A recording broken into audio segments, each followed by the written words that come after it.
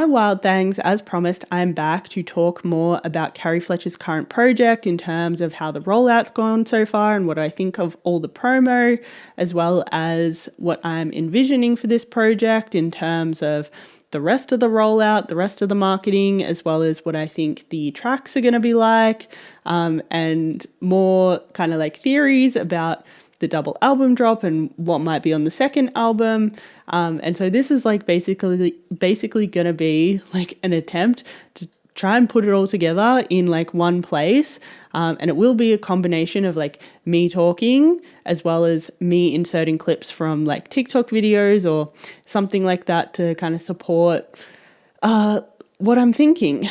So hopefully I'll be able to put everything in one place so that it's nice and easy to kind of like sift through at some point for y'all to like see what I was seeing in terms of the album coming to life and this project coming to life and everything I thought that it was going to entail, which may or may not be correct. We'll just have to wait and find out.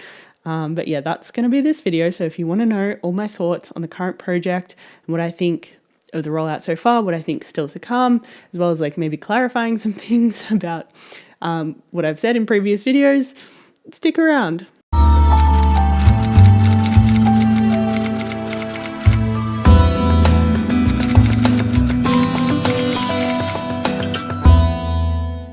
So I'm going to start a little bit big picture and talk about the double album drop theory. In my humble opinion, I think the Antidote album, the In Search of Antidote album, is going to drop with a sister album titled Finding Rewilding. So far, the clues that we've gotten about the double album drop was Carrie getting 2 tattoos, the knife and the flaming heart, and then also clearing Girl of My Dreams off her This Is Fletcher playlist and only leaving Healing and Better Version on the playlist.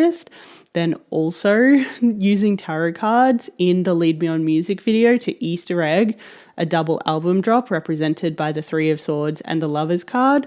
And then finally, I went back and I did actually notice that in Carrie's New Year's Eve post on Instagram, she did talk about not being able to wait to see what she found on the search, which I think is again alluding to 2 separate albums, In Search of the Antidote and Finding Rewilding. Personally, I think she's been pretty clear that there are 2 albums dropping, the first album being In Search of the Antidote, which is represented by the knife, by the song Healing, and by the Three of Swords, and a second album titled Finding Rewilding, which will be represented by her flaming heart tattoo, by the song Better Version, and by the Lovers card in the tarot. If you want to know more about how Carrie used those things to Easter egg a double album drop, I would recommend going back and watching my Lead Me On music video reaction, because towards the end of that video, I started talking particularly about the tarot card Easter eggs that she left in that video and how those tied to the other Easter eggs that she'd been leaving to indicate a double album drop. But something that I didn't say in that video, although I did kind of imply it, is that I think part of the point of her splitting up the albums, aside from being able to drop the Finding Rewilding bomb at the right moment to create the most shock value, to market her albums the best, is that I think the way that she's divided these albums up is essentially dividing them based on kind of duality and like having a more kind of like, say, painful, dark kind of album, which I think is the Antidote album, as well as a more kind of like light magic album, which I think is the Finding Rewilding album. And while I think she's definitely been hinting at that duality with the way that she's represented the 2 albums, because obviously the Antidote album has been represented by a knife and a more kind of painful tarot card and a more kind of like maybe agonizing song, while the Finding Rewilding album has been represented by a more positive or uplifting tarot card, a kind of nicer symbol, as well as kind of a nicer song. At the same time, like I think, again, her post on New Year's Eve talking about what she found on the search also included a clip at the very end of the post that was talking a lot about duality. And so I think that's another big sign that these sister albums are essentially split mostly by duality, and there's going to be a lot more dark stuff on the Antidote album, while the Finding Rewilding album will be a little bit more light magic kind of fun, I would say. Hi, my sweet fam. It's me. I'm here on December 31st, 2023, and I have a minute to get across what I want to say. And I have more thoughts on this, but I'm going to try to make it concise. As I was pulling together all of these highlight reels of my life over the last 365 days, I was also thinking about how simultaneously this has been the most difficult, heartbreaking, gut-wrenching, eye-opening, hardest years of my entire life. I got really sick. My body shut down on me. I processed some deep emotion, and it was really hard. And I would be so remiss to not mention that as well, because life is about that. It's the integration of the light and the dark, the shadows and the beautiful high moments, which so deserve to be celebrated. But those low moments and those shadows and those valleys deserve to be celebrated just as much, because they are a sign that we are alive, that we have truly lived. So it's just a reminder to celebrate all of you as we see everything flying around social media. But I'll see you next year. I love you. But I am expecting there to be storylines on both albums. I'm expecting the Antidote album to go on a heartbreak to healing kind of pipeline, while I'm expecting the Finding Rewilding album to go on more of a union with self to union with divine other kind of pipeline. I think it's extremely likely that each album will tell its individual story with 11 tracks apiece, and both albums will drop on March 22nd. That is 11 plus 11 equals 22. 11 and 22 are both powerful numbers, with 11 being associated with new beginnings and 22 being associated with divine counterparts and divine partnerships. But the deeper significance of the number 11, and in particular the number 11 repeating itself, is that first of all, the Antidote era started with the song Errors of Us dropping on the 8th of December, which also happens to be my birthday, and 8 plus 1 plus 2 equals 11. And the first time that Carrie and I were ever in a room together, which was arguably the start of the Finding Rewilding era, given that it was the first step she ever took to finding the rewilding, was when she came and played a show in Sydney, Australia, and the date of that show happened to be August 21st, or 8 plus 2 plus 1, which also equals 11. And based on all that, I just think it makes the most sense for both albums to drop together on the 22nd of March. However, if that's not the case, I think the alternative would be Carrie dropping the Antidote album on the 22nd, but announcing the Finding Rewilding album on the same day. And honestly, that album could drop basically any time from July onwards, but I would be expecting it to have dropped by the end of 2024. But I'm going to be real with you, I don't think the Finding Rewilding album is going to drop under Capitol Records. I strongly suspect that the Finding Rewilding album is going to drop under another record label, especially after Fletcher dropped the song that she dropped most recently, which was Doing Better. And if you want to know why that might have tipped me into believing that, you know, Finding Rewilding is definitely going to come out under another label, you should definitely go back and watch my Doing Better song reaction, track reaction video, because there were a lot of things in that song that were definitely alluding to the fact that she was going to change labels and find a label that was more aligned with, you know, her values and what she finds fulfilling, and just more aligned with her. So you can go back and watch that video if you want to know how she was kind of alluding to that in her most recent song drop. But the other reasons why I'm suspicious is, first of all, that Fletcher's been Easter egging, negotiating her way out of whatever contract she was under Capitol Records, from August last year. And if you want to know how she's been Easter egging that, you should definitely go to my TikTok page and find some of those videos and watch what I had to say about those Easter eggs and why they seem to be indicating that she was going to change record labels. But if you want the highlights, essentially there was a lot of posting butterflies, and the butterfly is a symbol of freedom. She also went to a show where she was wearing a belt that had the word anarchy written on it, which means freedom from controlling systems. She was also kind of alluding to things in some interviews where she was talking about redefining success to be more aligned with her self-worth, and making sure that in the future she doesn't abandon herself and she's always aligned with what, you know, her soul needs are, her heart needs are, her body needs are, etc., etc. They're the kind of main things that I remember her posting at the time, to kind of allude to the fact that, she seemed to be negotiating her way out of whatever contract she had with Capitol Records. But the other thing that made me pretty sus was how all of a sudden Fletcher seemed to start spending a lot of time with Tash Sultana. And if you don't know, Tash Sultana has a record label here in Australia called Lonely Lands Records, I believe, which, you know, like maybe wouldn't be sus on its own. But after Fletcher had spent all this time kind of alluding to the fact that she was leaving her record label and then to suddenly start pulling up with Tash all the time, I was like, this is giving sus. Especially because when Fletcher went to one of Tash's shows in the US late last year, Fletcher started dropping so many Finding Rewilding Easter eggs. She was like on her Instagram stories, leaving find clues, leaving wild clues, leaving plain clues, which, you know, if you know, you know. She also wore a jade necklace to the show. And so it just, for me, it was like, when I saw all of those photos, I was like, there's something sus about this.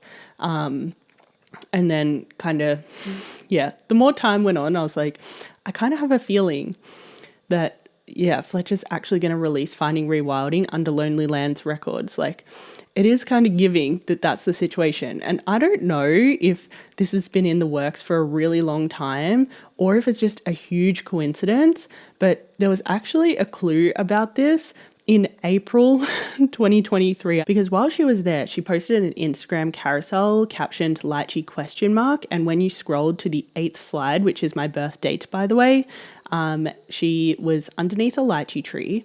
And she was also wearing apparel from JD Sports, which is my initials, by the way. And she was talking about eating lychee. And if you are not familiar, there is a sapphic sex scene in the show The Wilds, where essentially like two girls eat lychee and then they sleep together for the first time under that lychee tree. So like that was like a little bit sus at the time. I was just like, that's definitely a Finding Rewilding reference. But then if you scrolled to the next tile, to the next slide, she'd actually cut the next video to 12 seconds long, which is my birth month, December, by the way. And she'd put a song over the clip, or the song was playing in the car potentially because it was of her driving. And the song was a Tash Sultana song. So like there was already a Finding Rewilding clue associated with Tash Sultana in April last year. And I don't know if that's just a coincidence or just like maybe a synchronicity from the universe, I would say would be more accurate if it wasn't planned back then, or if this has been in the works for a really long time. You know what I'm saying? I have a feeling it was just a synchronicity and maybe like a little sign of exactly who Fletcher should move to, like what label she should move to when she made the decision. Which, you know, I just have a feeling that maybe that was part of the situation. Like I have a feeling that maybe her spidey sense went off and potentially she looked back at that moment and was just like, it was always, you know, going to happen. You know what I'm saying? Like that's always how this was going to pan out. Because, yeah, I don't think back then she would have had the leverage to try and get out of the contract with Capitol Records. So I kind of like doubt that it was in the works then. I think she only had the leverage. You know, when I posted my YouTube video in the middle of last year, in about July or August last year, I'm guessing that that was when she had enough leverage to negotiate her way out of the contract. So it's kind of giving synchronicity, but it's like a cool synchronicity regardless. And yeah, I kind of love that. So yeah, essentially there's just a lot of things that are making me extremely sus that first of all, Fletcher's left or will be leaving Capitol Records after kind of the Antidote era, and that she'll release Finding Rewilding under Lonely Lands Records, or, you know, potentially she could release it independently too. Like I'm not ruling that out, but yeah, I think there's been a lot of signs. She's potentially releasing Finding Rewilding under Lonely Lands Records, which is like, that just makes me so happy. Like I just feel like that is so much more aligned, and she's gonna, yeah, be able to, yeah, do things that are more aligned and do things in a way that's more aligned. It just feels like it makes so much sense for her. So I really love that for her. And yeah, that's kind of what I'm thinking right now is going to happen. That yeah, Finding Rewilding is potentially going to drop with Antidote, but it's going to drop under Lonely Lands Records.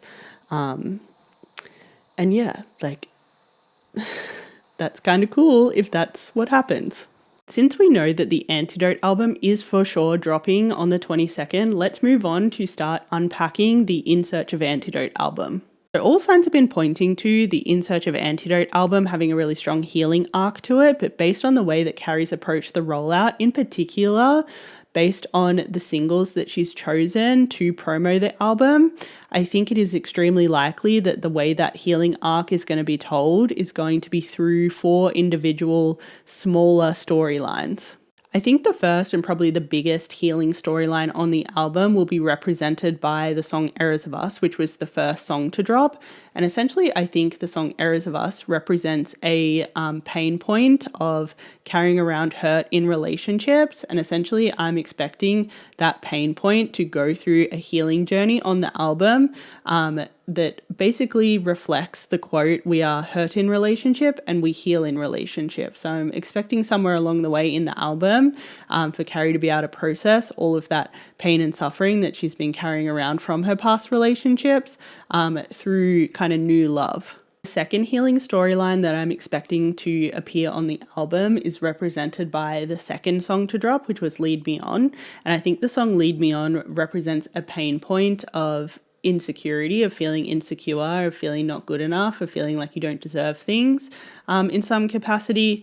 And I think that pain point will again go on a healing journey throughout the album where it'll end up in some place of like, you know, being more confident in yourself and like trusting yourself and being a lot more secure. I think the third healing storyline on the album will be represented by the third single to drop, Doing Better, which essentially reflects a pain point of the tension between what the ego finds fulfilling or what the ego thinks it will find fulfilling and what's actually fulfilling, what's fulfilling on a soul level and what's fulfilling on a heart level. And I think on the album, there'll be some sort of storyline that has to do with a shift away from pursuing things that the ego thinks is going to be fulfilling that maybe aren't, towards things that the soul knows is fulfilling or the heart knows is fulfilling. I think the fourth healing storyline on the album will address a pain point of identity, and I'm expecting whatever track drops next, whichever track is the fourth track to drop, I'm expecting it'll address identity in some capacity.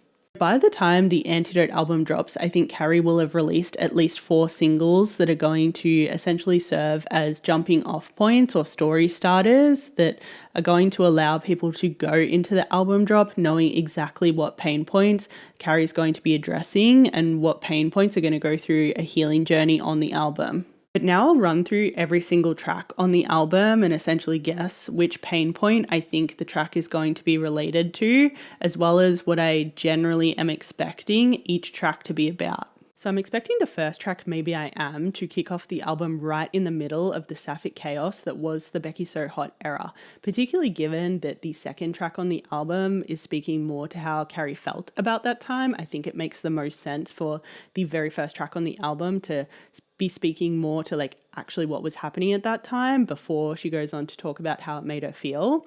And I am expecting her to reference sapphic chaos specifically in the song, given that, you know, that time essentially was sapphic chaos. And also she has left an Easter egg that might be the case in her drinks menu from her Meet Me at the Bar events from Pride last year. I don't think it's a coincidence that she named a drink Sapphic Chaos and that it appeared first. So I am really expecting a Sapphic Chaos reference in the very first track of the album. And I think it just makes sense for that to be tied to the peak period of like Becky So Hot kind of drama.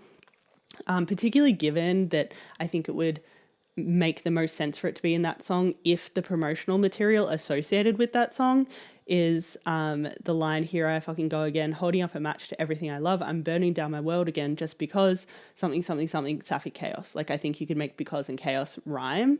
So I think it makes the most sense in that song if that promotional material is associated with this song, which I have a feeling that it is.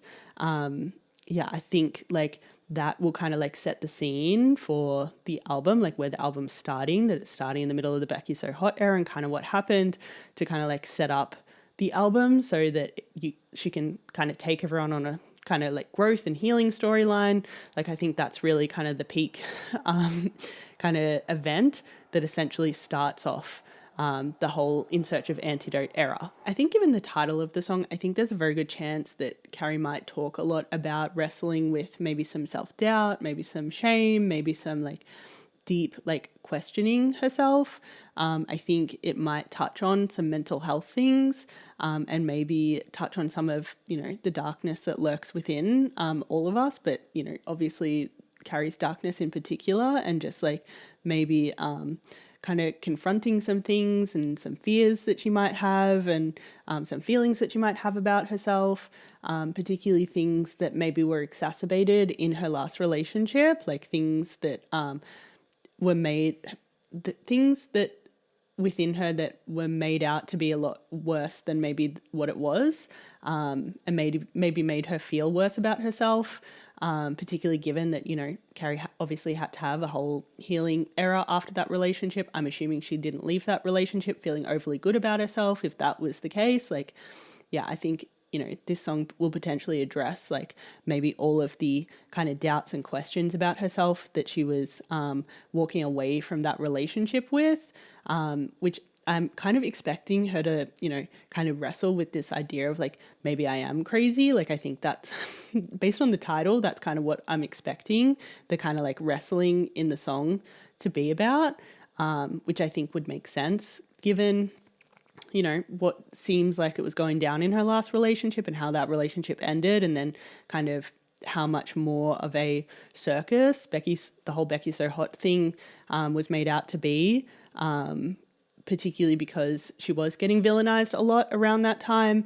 So yeah, I am expecting the song to get a little bit dark, and for her to be questioning things like that in the song, and for there to be definitely mental health stuff, some fears come up, and yeah, potentially, you know, yeah, I think there'll be a bit of self-exploration and like self-questioning, and just like, yeah, I think we might learn a little bit more about like all the things that she was potentially wrestling with as a direct result of pain from her past relationship, as well as kind of like everything that went down in the Becky's So Hot era.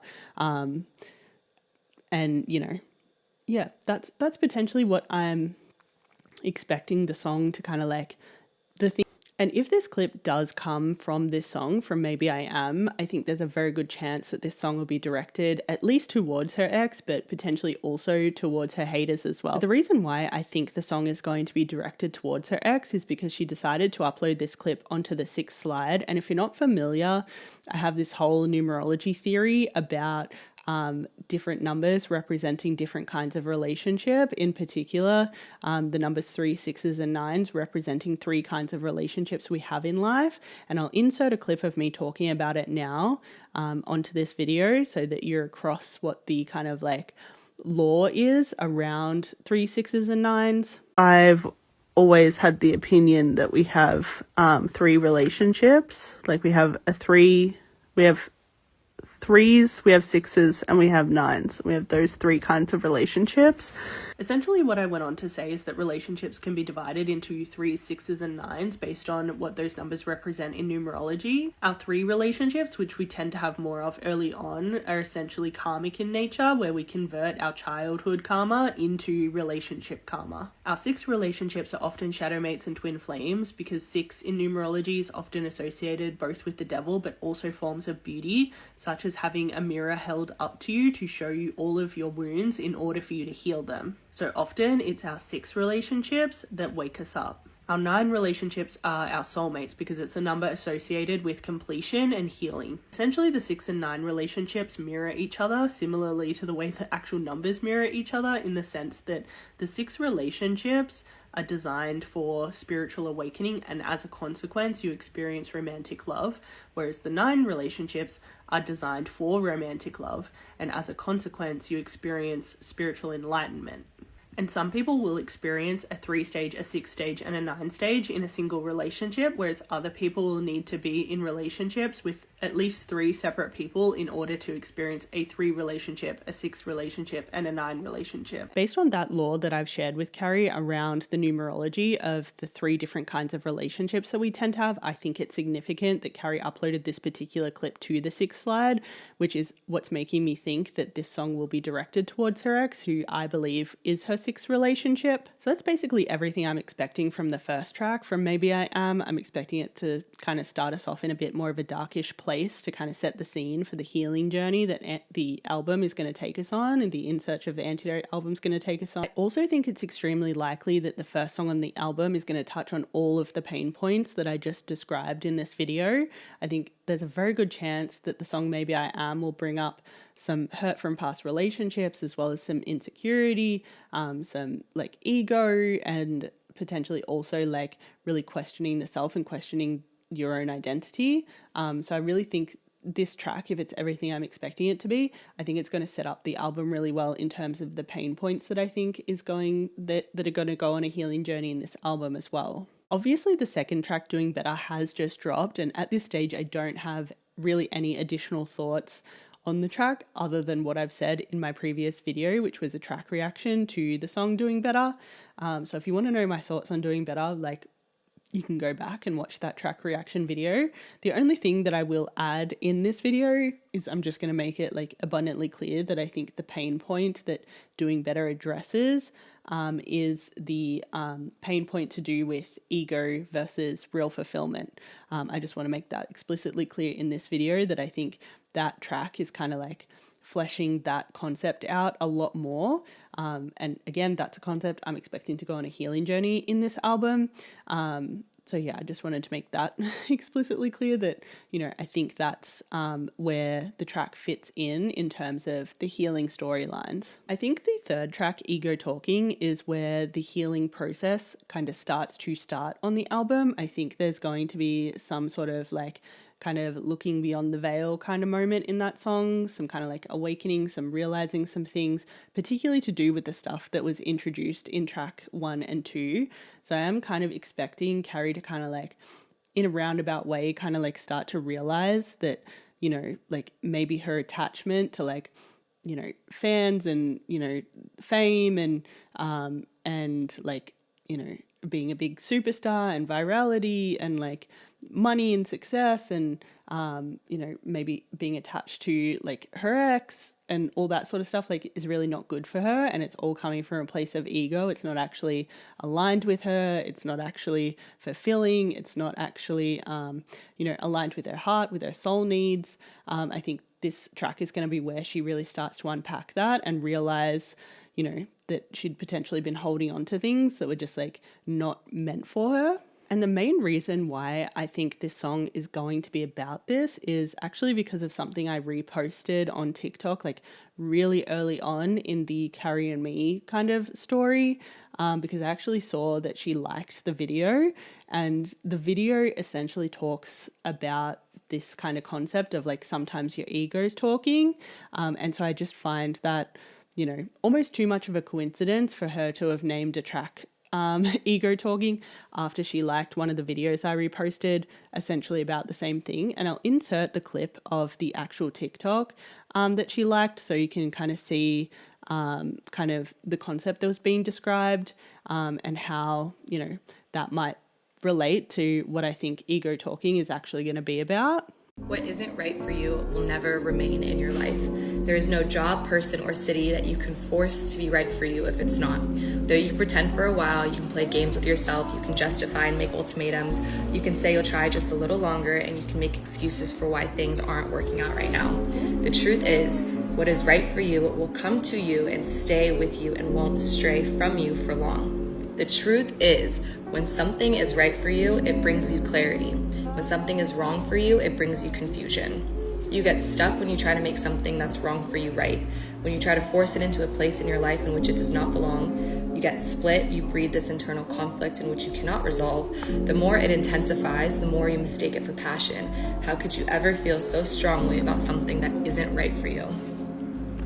So basically, based on what was said in that clip, I'm really expecting this song Ego Talking to end up in a place where Carrie's essentially realizing that, you know, like her ex really wasn't for her, all of the kind of like virality, fame, kind of superstardom wasn't necessarily for her, or at least not in the capacity that she was kind of pursuing it in, as well as, like maybe starting to realize that she would be needing to like maybe reorient herself and start to, look for things that are more aligned for herself in more of like a heart and soul way, rather than, seeking and pursuing things from more of an ego place. So it's been a little over a week since I recorded the first half of this video, and I'm sitting down now to try and finish it off. But it just so happens that just yesterday, Carrie had an interview that was released with a guy named Zach, where she was talking a little bit more about the album. And conveniently, she did talk about the track Ego Talking, which was the track that I finished off the first half of this video on. And so now I obviously have some different thoughts about what I think the track will be about. And so now, knowing what she said in that interview, I'm going to record the rest of the predictions about the tracks. And I'm going to change my mind a little bit about what I think Ego Talking is actually going to be about. So now that I've watched that interview, I think that track 3, the Muse of track 3, is actually going to be about Olivia O'Brien. And the reason why I think that is like a few reasons. The first reason being that Carrie said in the interview that whoever the muse is of track 3, she was actually seeing them. And while in some interviews she does kind of like fudge some details, like from where I was sitting, it does seem like she was being truthful about that. And so as far as I know, the only person that Carrie was seeing before her and I connected was Olivia O'Brien. I think they were like seeing each other casually sometime in early-ish 2022. And I don't know what the exact timeline was in terms of like when that ended and when they decided to just be friends. Like, I don't know if that had already kind of like ended before Carrie and I connected, or if like maybe Carrie had kind of like ended it a little bit after. Like, I don't really know if there was any overlap or not. But yeah, like based on what I know, I'm 99% sure they were seeing each other kind of like me and Carrie. And I think this TikTok is about Olivia O'Brien because I do think that while they might have been not official and while they might have been casual, I do think that, the emotions there were potentially super, super, super intense, especially given what I think both of their psychological profiles are. Like, I just think that, maybe they're a bit two peas in a pod in that regard, and like both feel so intensely. I can just imagine that even if they were trying to keep things casual in 2022 when they were seeing each other, like, I can imagine that things got super, super, super intense.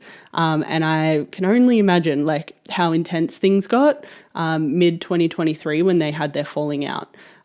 Because essentially, like, as far as I know, what happened was obviously they'd kind of like decided to be friends sometime around when I came on the scene. And then, Carrie and I were like obviously a thing. But then when Carrie and I had our fight in mid 2023, and I dipped, as far as I know, what happened then was that Olivia shot her shot again, which fucking fair call, you know what I'm saying, girl? Like, if she's single and you want her, like, I totally understand people shooting her shot with her, you know what I'm saying?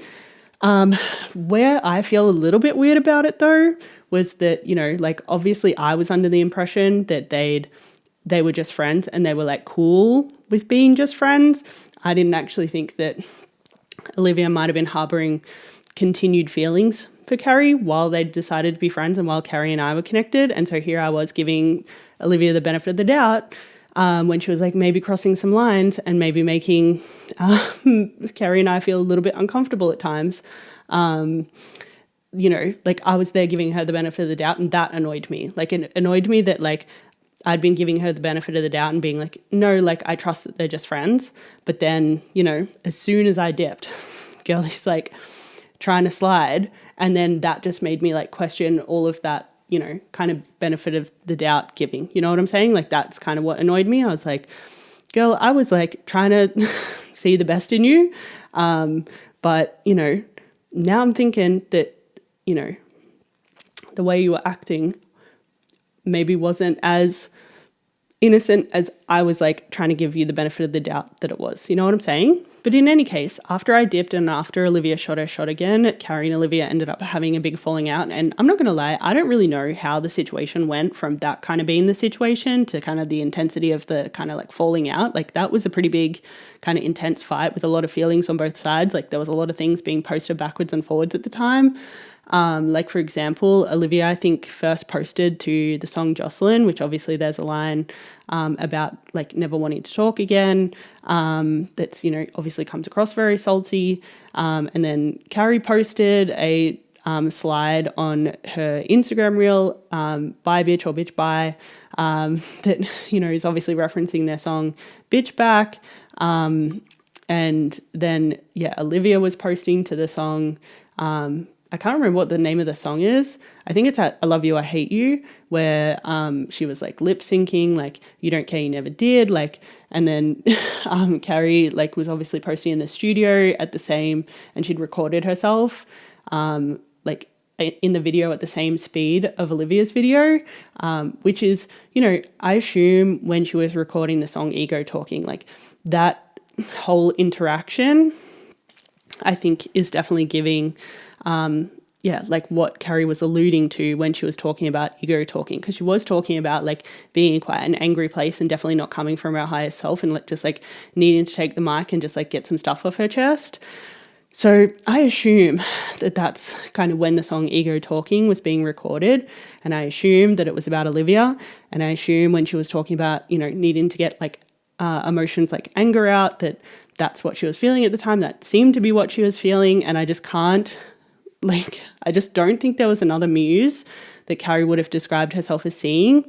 And Carrie also would have described as like, you know, kind of getting to quite an angry place where she needed to take the mic and kind of let some of that anger out. As far as the song Lead Me On goes, you can obviously go back to the Lead Me On track reaction video on my channel if you want to see some of the main kind of like references and Easter eggs that I could immediately see in listening to the track a couple of times and watching the music video a couple of times. Obviously there was more things that kind of like started to get unpacked from that song after multiple listens, and after I'd watched the music video a couple more times. Like obviously I see a lot more stuff now, but if you want to know the basics of kind of like all the little things planted in that song, you can go back and watch the track reaction.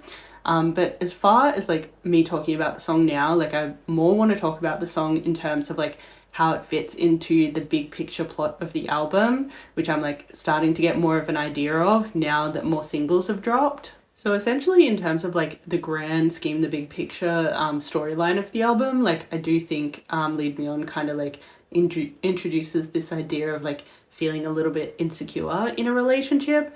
And like I want to disclaim that by like starting off by saying like I think it would have been completely unreasonable for anyone in Carrie's situation to not feel insecure. You know what I'm saying? Like given the restrictions that we were under and like, you know, not being able to talk to each other about stuff, not being able to repair, not being able to ask clarifying questions, not being able to discuss things, not being able to, you know, like affirm stuff to each other or anything. Like I just think it would be so unreasonable for anyone in this situation to feel secure.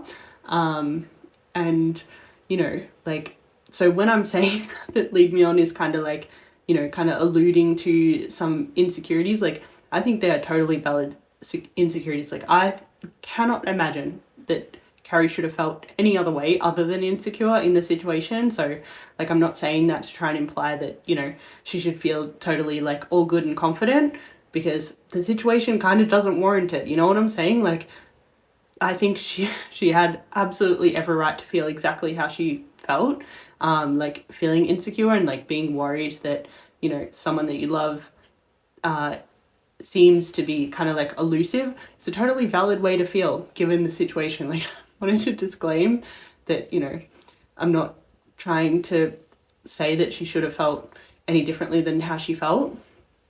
But yeah, it's kind of like, I think the song does kind of like paint a bit of a picture of insecurity. And I think regardless of the fact that the situation absolutely warranted us both to feel insanely insecure in this situation, like I think both of us felt extremely insecure because we weren't getting our needs met in order to feel secure. At the same time, like, I kind of feel like, you know, Lead Me On does explore that kind of insecurity, that kind of like fear of like either someone slipping away, of like not feeling good enough, of you know, maybe taking things a bit personally. I think kind of the main way that the insecurity kind of shows up in the song is like Carrie taking me being elusive personally, rather than me being elusive being a direct response to the situation we're in. And you know how it was making me feel. Like the situation we're in was like making me feel very trapped, and like making me feel a lot of pressure to like go looking for safety. Basically, it was never personal. It was never necessarily about her making me feel unsafe. It was about the situation making me feel unsafe and me desperately trying to pursue safety. And unfortunately, because she's so heavily intertwined with the situation, the reason why I was feeling unsafe, like there was such little separation between, you know, her life and the situation that was making me feel unsafe. I understand from where she was standing, looking at the situation, it may have seemed like I was running away from her, but really I was running away from, you know, the lack of safety. And, you know, if the situation was somehow different and, you know, she wasn't so heavily intertwined with the things that were making me feel unsafe, you know, like she's 100% the first person, like first place I would have been running towards looking for safety. But, you know, that's just not how the situation was set up. So I understand how it absolutely may have seemed like to her that I was running away from her, but it was always, you know, lack of safety that I was running away from, and it was always safety that I was looking for. And there was, unfortunately, I could not find that no matter which way I went. So, you know, that was just not anywhere to be found anyway, you know what I'm saying? Like, which fucking sucks for me. There was literally nothing I could do to find any safety. So, you know, that was just the reality of the situation. And, you know, eventually when, you know, I literally tried everything and I looked everywhere for like something that felt semi-safe and just like could not find anything. Eventually I just resigned myself to being trapped, to be honest. I was just like, yeah, I'm trapped. There's literally nothing I can do about the situation. But like stressing about the fact that I'm trapped and there's no way to get safety right now is not going to make the situation any better. And I literally just have to sit here feeling really unsafe and hating the situation, but like trying to accept that that's the situation that I'm in, and not trying not to stress myself out any more than I'm already stressed out, and to try and just regulate my nervous system and try and stay calm and try and like create some semblance of safety amid the chaos that, you know, I cannot escape right now, and I cannot save myself from, and that no one is coming to save me from. I need to stop or I'm gonna cry.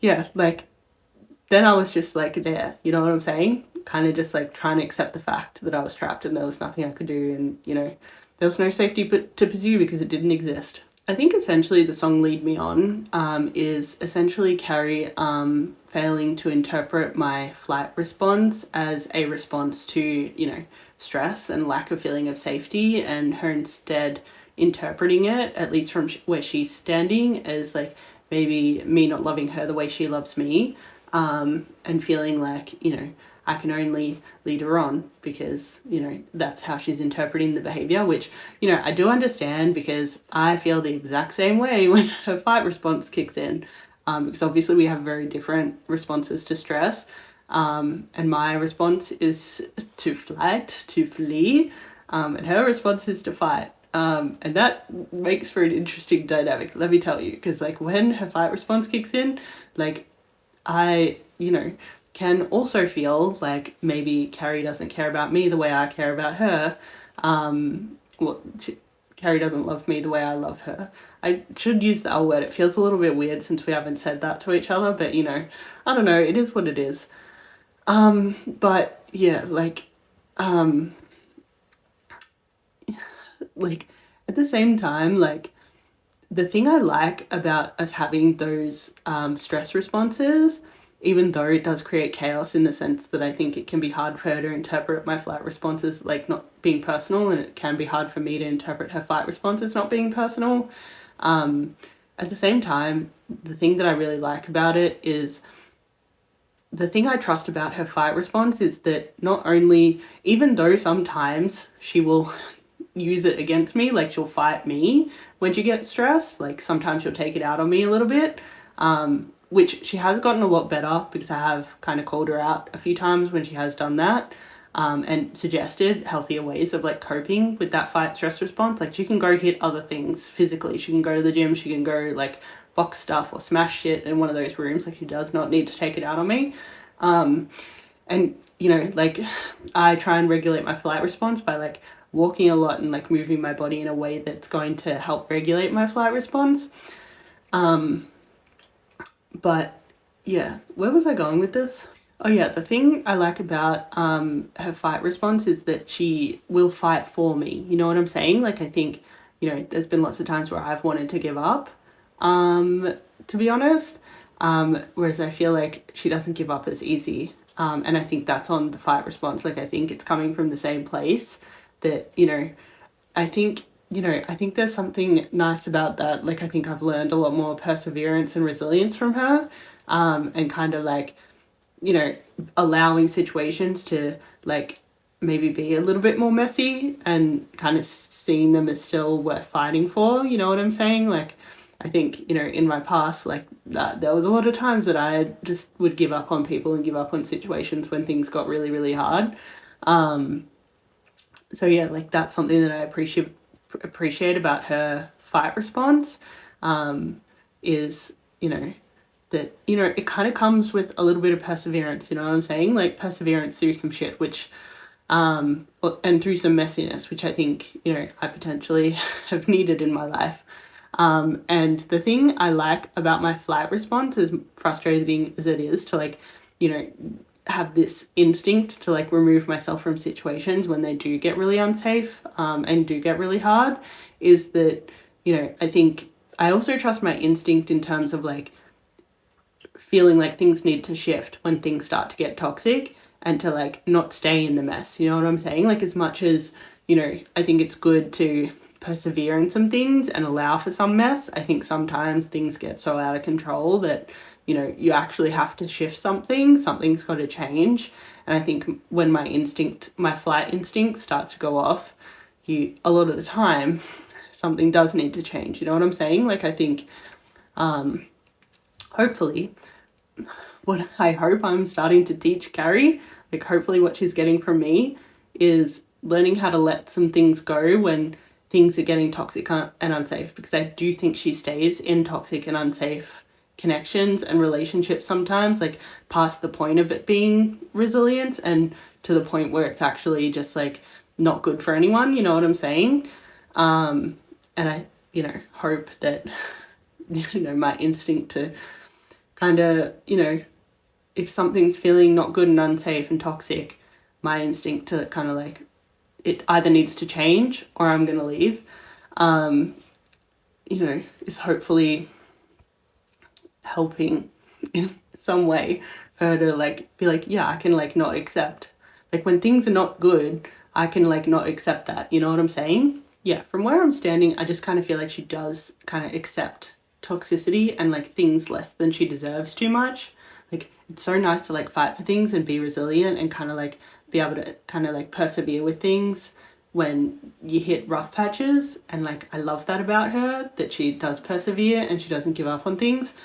But yeah, like, yeah, I think sometimes she does kind of allow things to stay in more of a toxic pattern than what she deserves. Like she deserves so much. She deserves the world. She deserves all the love in the world, and she deserves healthy love. She deserves good love.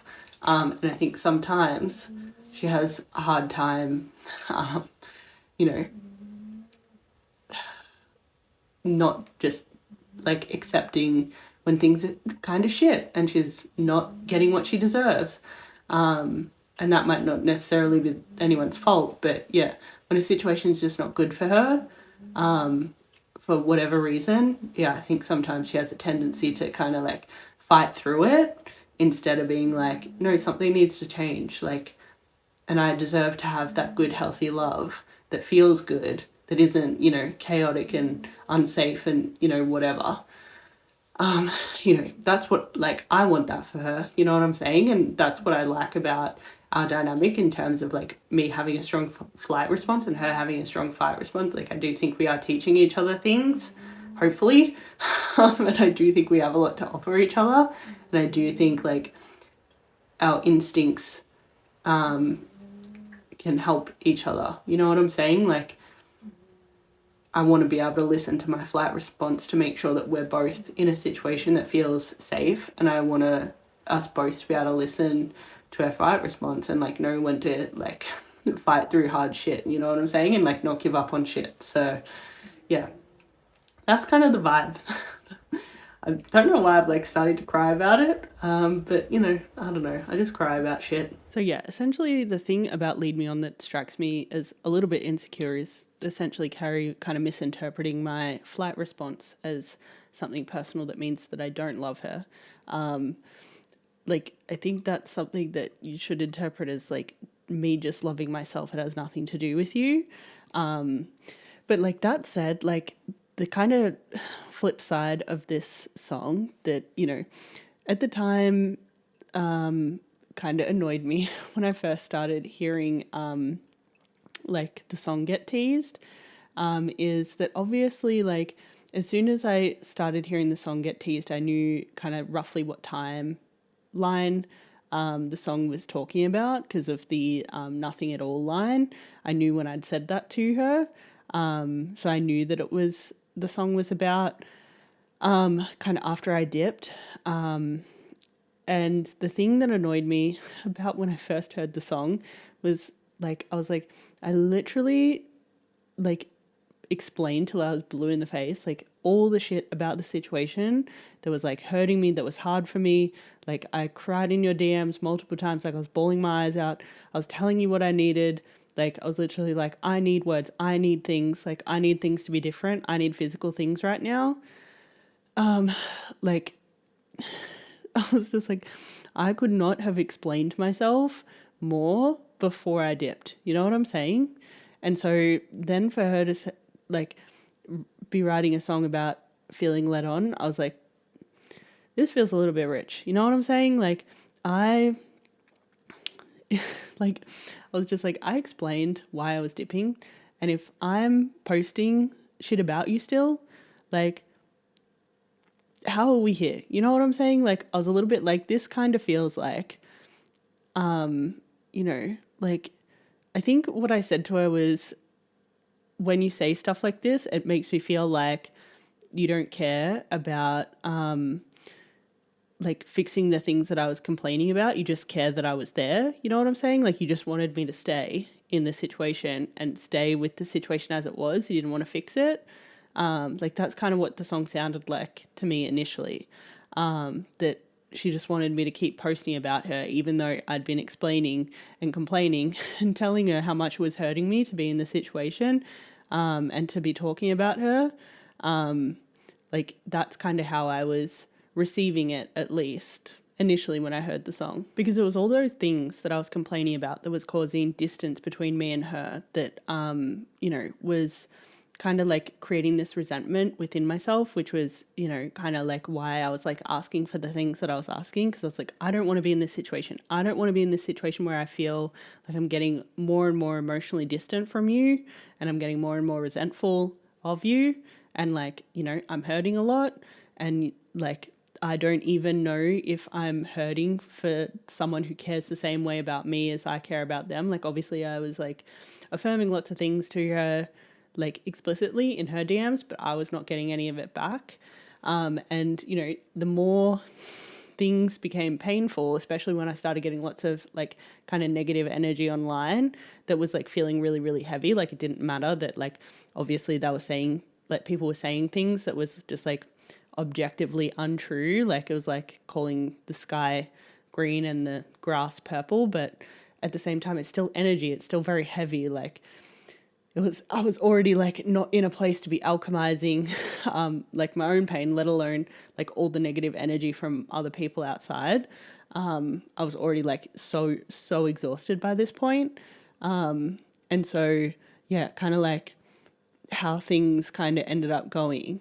Just when I heard the song, I was just like, yeah, it like didn't sit right with me, to be honest. I was just like, it just seems like you don't care that I feel distant from you. Like it feels like you don't care if we aren't emotionally connected, and that I'm resentful of you as long as I'm there. You know what I'm saying? And that's something that's like a bit of a trigger point for me, because I've had people in my past that have like cared more about kind of like the idea of having me, and like having me as like maybe like kind of arm candy, and like have not cared about my emotional experience at all, and have been like kind of ignoring my emotional experience in relationships.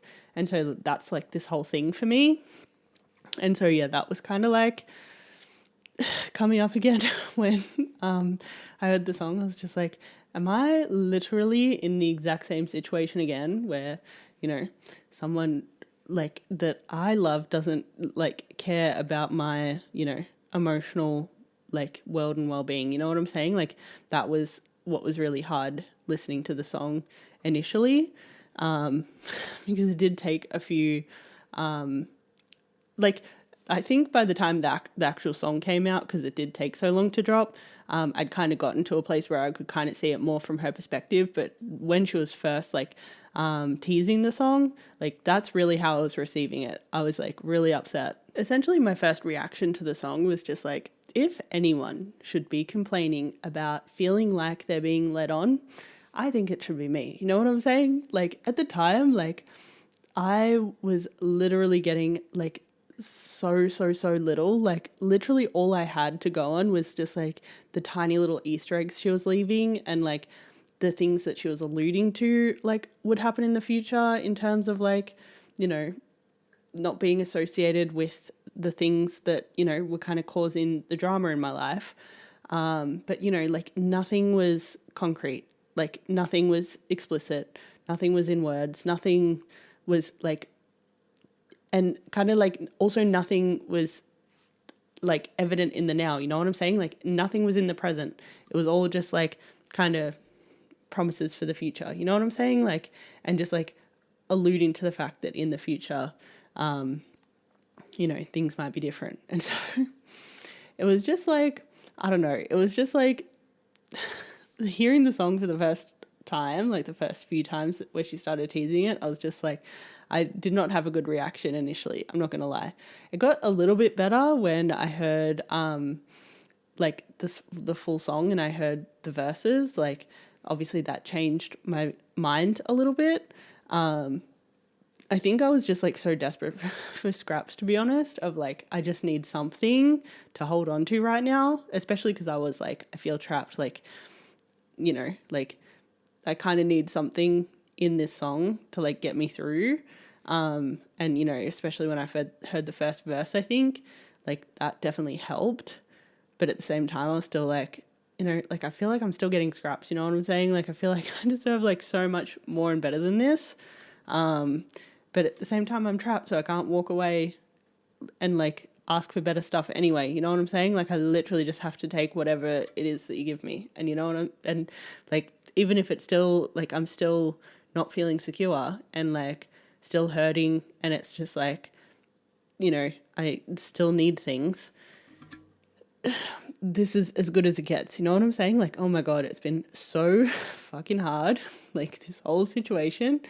And, you know, yeah, I just like really needed things, and like Lead Me On was a bit of a lifeline when it did come out, and like, you know, there was some things in the verses that made me feel a little bit better and made me feel a little bit more confident, and like I just really needed to hear them in her voice.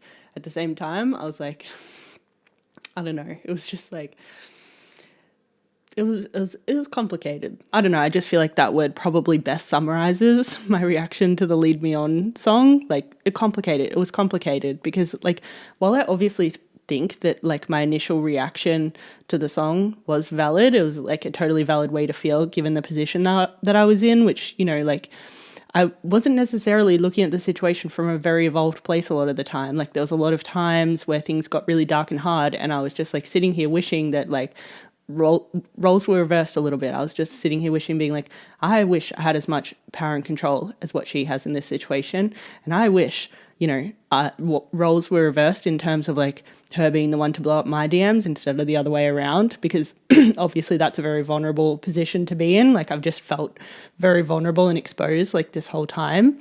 At the same time, like while I felt that way in, you know, maybe not a super evolved place, at the same time, like I don't actually think that was necessarily, you know, the reality of the situation. You know, like while I was feeling that way in dark times, when I was not looking at the situation from a very evolved place, when I do look at it from a more evolved place, I'm just like, I don't think she necessarily had more power and control than me at all. Like I think that was kind of like an illusion, when I was kind of like feeling shitty. Like I think, you know, like obviously there was so many restrictions on her, and there were so many things she wasn't allowed to do, and things that she was, you know, legally bound by.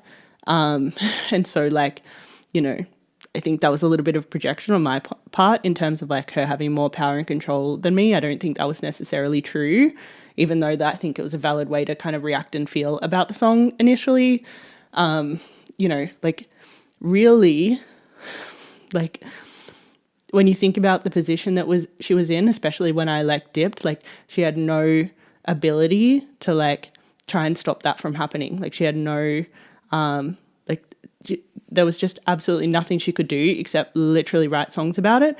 And it's not like she could even write those songs and then release it immediately and like say how she felt. She had to sit there and just like let it happen, and just sit there with her feelings, process her feelings, write songs about it, and then sit on those songs without being able to release them. You know what I'm saying? Like, I think when you think about it like that, it's just like she was literally in the same position I was. You know what I'm saying? Like, didn't have a lot of power and control. And, you know, I think we were both kind of just sitting there in a lot of feelings and just like both powerless to, you know, affect the situation that was generating the feelings to begin with. And, you know, I bet that like in the Lead Me On time, like when she did have to like sit with all of those feelings and she was powerless to like affect the situation in any way, like she wasn't allowed to reach out or like do anything to intervene when I was dipping, you know, like I bet, you know, she was probably sitting there wishing that she could have slid into my DMs and that she could have been blowing up my DMs and she could have said all the things that she wanted to say. And probably to her, like the ability to say what you need to say was probably like a power that I had that she wished she had. You know what I'm saying? Like this is what I'm talking about in terms of the song being so complicated. Like, I think it's so valid for me to feel the way that I was feeling about things, but it was so valid for her to feel the way she was feeling about things. You know what I'm saying? Like, and as much as I could sit here and like, you know, have the reactions that I had initially that weren't necessarily from a very evolved place, where I was kind of like thinking that, you know, the song was a little bit rich. At the same time, like when you look at it from her point of view, I'm like, literally, like, you know, I think, you know, Lead Me On might have been a lifeline for her as well in a different way. Like at the time, being able to like that song, I think just was probably her processing a lot of feelings, especially, you know, I think you can kind of hear in the song that she potentially wasn't feeling like she had a lot of power and control, and literally all she could do was desperately hope and wish that I would, you know, kind of keep talking to her and keep talking about her and wouldn't stop posting about her. You know, like that's literally all she could do. Like that's all the power she had in the situation. So yeah, like Lead Me On is just a very complicated song and like a very complicated time. And I think there were things on both sides where, you know, like it was totally valid for each of us to feel the way we felt and to like react to the situation how we were reacting, and to potentially wish that we were in the other person's shoes at times. Like, yeah, like what a fucking time. You know what I'm saying? Like that was a bit of a wild time. And so yeah, like again, like as I said right at the start of this rant, like I just don't think it would have been reasonable for either of us to feel any other way other than insecure. And so I think like Lead Me On does have that kind of flavor to it. But at the same time, I'm like, when you really unpack the situation, I'm just like, what other emotion could either of us have possibly felt in that time other than, insecure and not having a lot of power and control and just like doing the best with what we've got, really. And if I was to hazard a guess of the kind of like healing journey that will get painted through the album based on kind of Lead Me On, kind of like setting up that kind of like feeling of insecurity and kind of not being able to do a hell of a lot to like make yourself feel more secure, is, like, I think for me personally, like, I think what I got out of the situation was I did end up getting to a more secure place in the sense of like, like we were kind of going through it and, I was not necessarily in a good place. I don't think she was necessarily in a good place. But I think the fact that we went through that and like there was still like, I'm trying not to cry, but there was still like something that just, even in all of our darkness and even, like in the not evolved place necessarily that I was in, like, like she was like never the villain in my eyes. You know what I'm saying? Like there was just so much love there that, now I need to try not to cry because I'm trying not to cry on the internet about this because I don't know. I don't want my tears to be fueling the capitalist machine. You know what I'm saying? So I've been trying my absolute best to never put any of my tears on the internet. But yeah, like, I don't know, like I ended up more secure about the love and the connection in a weird way. Like it was just like, I went through so much insecurity and, it just made me trust the power of the connection more. Like even in my darkest darks, like somehow the connection wasn't getting destroyed. And, in my entire life experience before now, that's what's happened when I've been in that dark of a place or even less of a dark place with other people. Like it's really impacted the connection to the point where it's like really crumbling. But that didn't happen this time. And so like I kind of would expect something similar to happen in the storyline of the album of like, finding some sort of like trust and like being more sure that, this is it, like this is the one, this is the thing that has the power to last forever. You know what I'm saying? Like this is the one that can survive all of it and, and not crumble under pressure and like, kind of there's some sort of magnetism here that will keep us together forever. That's kind of like what I would expect. The kind of like storyline that Lead Me On as a song potentially is setting up in the album. Like I think that kind of vibe is potentially where the album's going to end up in some capacity. But that brings us to track 5, and boy have I been on a journey when it comes to what I think this track is going to be about, because there has been so many contradictory pieces of information that have been put out that I think was actually intentional. I think it was Carrie's intention to kind of like set up a few different kind of like possibilities of who the song is about, to kind of get people talking and speculating about who the song is about. I think that was like very intentional. But based on, all the information that's available now about the track, like I have kind of like come to a place where I'm pretty sure like what the track is actually going to be about is not really what she's setting up the track to seem like it's about. Because I think when Carrie first started teasing the song, her initial intention was to try and make people think that it was about her ex, particularly when she leaked the first couple of lines by the sound of it about, taking things too far.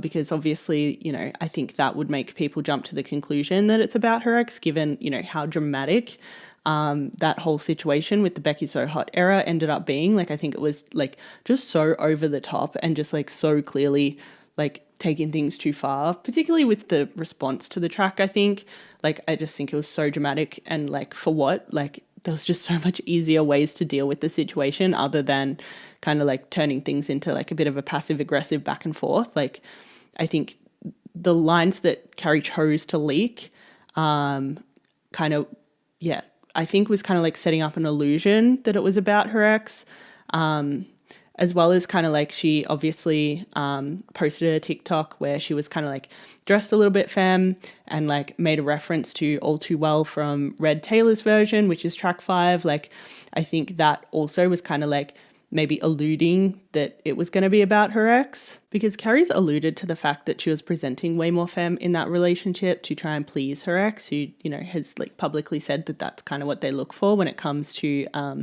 you know, girls. And like also like I think their relationship definitely had a bit of an All Too Well vibe, and like I think all the songs about Shannon definitely have an All Too Well vibe, given that the song is kind of like this kind of duality of like acknowledging like good parts of a relationship, but then also acknowledging all of the like toxic parts of a relationship, which, you know, is basically just the entire song All Too Well. Like that's exactly what the song is. But yeah, then I think after Carrie kind of like maybe misled some people to thinking that that's what the song was going to be about, I think then she started to mislead people into a different direction about who the song was going to be about. I think the second misleading was supposed to kind of plant the idea that the song might be about Kelsea Ballerini. However, I think, you know, this misleading was like maybe a bit more of a stretch, and I think that was very evident in the way that, you know, Carrie was maybe trying to like set up that possibility. I just think there was a few flaws to the way she was kind of setting that up that just made it very obvious that that's not the case. First of all, being that the lyrics that were initially teased was talking about, do I regret it now that we don't talk? You know, like obviously Carrie and Kelsea have tried their best not to like interact with each other a lot online, to try and give the illusion that that they're maybe not talking right now and the song might be about Kelsea. However, I think the big flaw to the plan was that, you know, very recently Carrie uploaded a clip from Better Version, and Kelsea commented on it. So yeah, I think they're just like maybe having a hard time like kind of putting up the ruse to like lead people to believe that the song might be about Kelsea. And also like I think, you know, naming the song Two Things Can Be True also I think was a way of leading people to believe that it might be about Kelsea, given that in Carrie's interview on Call Her Daddy, like when Girl of My Dreams dropped, she specifically spoke about my friend Kelsea Ballerini says this thing, sometimes two things can be true. Like I think, you know, the title of the song is supposed to allude to the fact that it's about Kelsea Ballerini as well. And then also like in the interview that just dropped, Carrie was talking about the song being about falling in love with a straight girl. And so I think that was also supposed to lead people to believe that it was about Kelsea Ballerini, because, you know, even though I don't think Kelsea gives necessarily straight vibes, I think a lot of other people do assume that she's straight.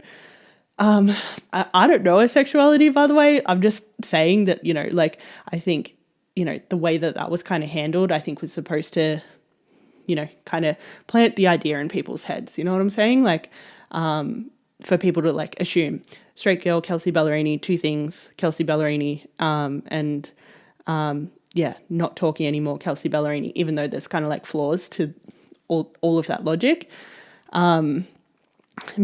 Because like, especially like just based on like Carrie getting the hummingbird tattoo, like I think if you were like pining for someone who is in love with their boyfriend and doesn't love you, I don't think you'd get matching tattoos with them. Like I think that's something that only two people that are best friends and are happy being best friends would do. I think the final flaw with like trying to mislead people that the song might be about Kelsea Ballerini is obviously that, you know, Chaos has posted online about the whole Fletcherini thing being solely marketing and having that confirmed, that it was, you know, like never a thing.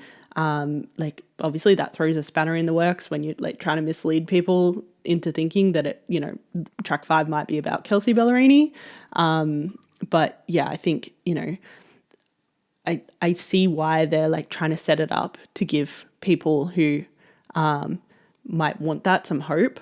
I think there's a lot of people that, you know, have been in love with their best friend in like a very kind of like femme for femme, they were roommates kind of way. And I think, you know, there's a lot of people that, you know, would buy into that regardless of all of the kind of like logical fallacies or logical flaws to that actually being the case. In my opinion, I think the muse of track 5 is going to be one of 3 people. The first being like some sort of like kind of anonymous friend / straight girl, like someone that maybe wasn't ever quite like publicly tied to Carrie, or like, you know, maybe there was no kind of like clues that Carrie maybe had feelings for her or something. Like I think, you know, plenty of stuff happens behind closed doors, and, you know, I think it's very possible that the track 5 muse will be no one necessarily that we might be able to tie things to publicly, which I think would make sense, especially given like how much they've tried to kind of set up the possibility of track 5 being about either Carrie's ex or Kelsey Ballerini. Like if it is an anonymous person, I think it would make sense for them to be kind of misleading people into giving them alternatives of people that they can tie the song to if the real muse is actually anonymous and there's not really any way to kind of create kind of clickbaity kind of posts about who the real muse is, you know what I'm saying? Like I think that would make sense. I think the next possibility, given that in the interview that just dropped, Carrie was talking about track 5, and when she was talking about it, she was talking about how her thing for straight girls was like very much in her past, and like when she was kind of like discovering her sexuality, like falling in love with her best friends. I think there's a very good chance that the song might be talking about a really, really young Carrie, like maybe high school kind of age, and maybe not talking specifically about a specific straight girl, but just talking about maybe a pattern of her kind of continuing to fall for her straight girl best friends, and for it not to specifically be necessarily about one person necessarily. And I think the final possibility is that the song might be about her ex before Shannon, or her first love. And the reason why I think this is a possibility is, first of all, because that was a very obviously turbulent relationship where things did get taken really far, which kind of makes sense in terms of like that line that she's already teased. And then, you know, as far as I know, they're not in contact. So it would also make sense about the like, do I regret it now that we don't talk line.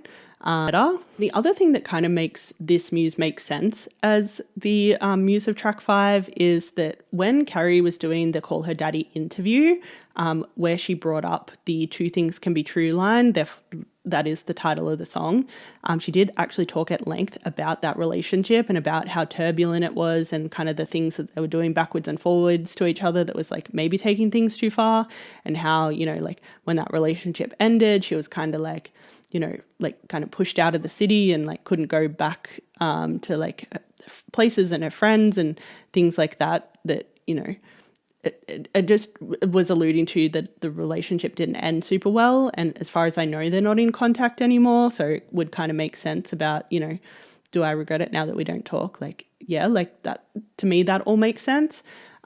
Plus something she also revealed in the interview was that ex cheated on her with a guy that she'd previously like made out with or something. And so like at the time, like I really didn't take that as kind of meaning anything. I just thought that it was possible that her ex was bi. But now that I'm sitting here thinking about it and thinking about how well that ex would fit all the other kind of clues about who the muse is, I'm thinking that maybe her ex potentially might identify as straight, and Carrie might have been kind of a bit of a blip in like who she normally dates. You know what I'm saying? Like, you know, obviously this is speculation. I don't really know anything about that ex.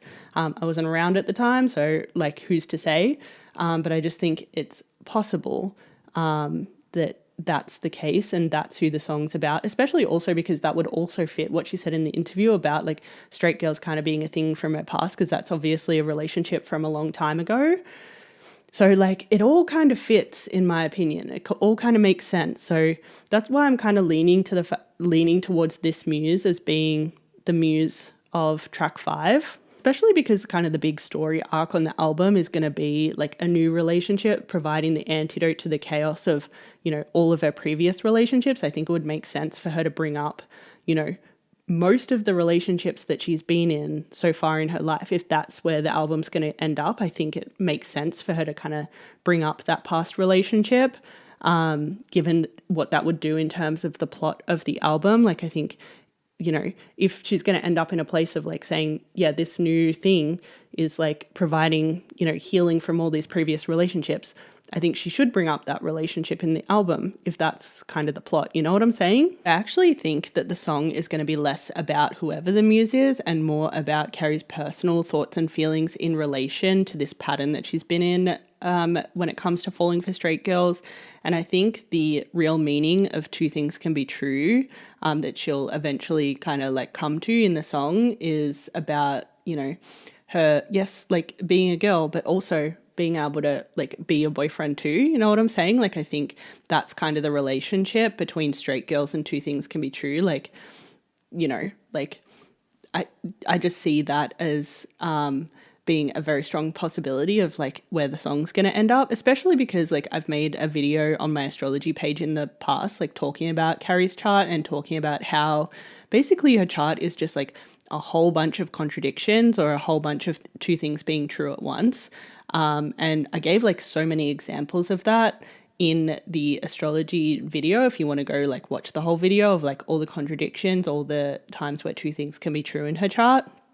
But one of the examples I gave was that both her feminine placements are in masculine signs and both her masculine placements are in feminine signs. So kind of like she's masculine in a feminine way and feminine in a masculine way. And I just have a feeling that that's going to be like what the song ends up actually being about the two things being true, being more about her and her identity and her personal energy and not so much about, you know, anything else. Like, I just don't see how Two Things Can Be True could be talking about kind of anything else when it comes to straight girls. Like, the only thing that really makes sense to me in terms of straight girls being brought into that song is that, you know, she keeps falling for straight girls, but, you know, two things can be true, even though she's a girl and, you know, these straight girls, you know, want a man.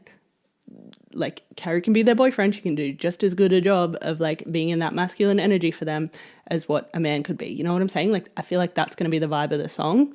And that's how Two Things Can Be True would relate to straight girls. And I just think Carrie's teased so much to do with this conceptually that it like has to appear in the album somewhere. Like, for example, Carrie has put Fletcher up on her site in like a trans color-coded sticker, which again is kind of giving a little bit gender queer. And then also like she has tipped the Girl of My Dreams poster on its side, which I think it potentially is also alluding to like half girl, half boy, you know what I'm saying? Like a little bit girl boy, a little bit both girlfriend and boyfriend energy. And then also she's been posting lots of TikToks with a lot of duality where she'll post like one really feminine TikTok followed by a more kind of like masculine or androgynous kind of TikTok. Like, I think she's just been Easter egging this conceptually so much for it to not appear somewhere on the album. And I just think in terms of like the like just the title, Two Things Being True, like it just fits too well for this song to not be about that. You know what I'm saying? Like the song, surely the song has to be about two things being true in terms of like her energy of possessing both like a strong feminine but also a really strong masculine energy. Like, I just think yeah, like it just makes too much sense, and she's been Easter egging it too hard for this to like not be a thing almost. I just find it so sus that Fletcher pulled the Girl of My Dreams discography off the This Is Fletcher playlist. Like, I think that's such an odd thing for her to do, and I just have a feeling that she's doing that for a reason. And I have a feeling that the reason is that, you know, when the new album drops, she might also re-release Girl of My Dreams, except potentially with, you know, the track Fuckboy and maybe an updated Girl of My Dreams song, where this time she's talking about being both the girl of her own dreams and the boy of her own dreams. Like, I think she could potentially do two different choruses where she just swaps out, you know, like talks about being in both energies. I think that would just make sense. And I think that would be like, I can't really think of any other reason why she's pulled the Girl of My Dreams discography off the This Is Fletcher playlist if she's not planning on potentially re-releasing the album with, you know, Fuckboy coming out on like the album, the streaming album, as well as maybe like an updated Girl of My Dreams track to reflect kind of like the new place that she's in with it, with like her own energy and her own identity and like kind of things that she's uncovered, as well as all the things that she's been alluding to in all of her posts. Plus, there were a few things that were said in the interview with Zach that just kind of like set off my spidey senses a little bit, because, you know, at one point they were talking about, you know, one of the guys being a straight man, and Carrie kind of like very casually says, what's that like? You know what I'm saying? And I think, you know, that could potentially be, you know, that seems like it's aligned with what I'm talking about in terms of like potentially the song being about, you know, these straight girls wanting to be with, you know, a straight man, but, you know, Carrie being like, no, I'm just as good. You know what I'm saying? Like I can do that too. You know what I'm saying? And then there was like also her talking about, you know, like, you know, being attracted to straight girls and that being a pattern for her. And she kind of like gave an explanation of like why that is, like thinking that maybe, you know, they're not going to be super emotionally available to her, so she's not going to necessarily get hurt. And while I think that's definitely, you know, true, the thing is like you can choose any emotionally unavailable person, but why are you choosing straight girls specifically? You know what I'm saying? Like if you want to choose someone emotionally unavailable so you never get hurt, like you have the world of choices. Like there's so many emotionally unavailable people that you could choose to be with to make that a reality. So why is the pattern consistently straight girls? And I think it would make sense if the pattern was consistently straight girls, because, you know, kind of two things can be true in the sense of like, you know, yes, you're looking for someone emotionally unavailable, but also the other side of it is like you're actually really attracted to that energy. You're very attracted to women. You're very attracted to feminine energy. You're very attracted to kind of like what a straight girl might represent in your brain in terms of like being in their feminine and like, you know, maybe you wanting to play that role that a straight man traditionally plays in a relationship, like kind of bringing that masculine energy to them. Like,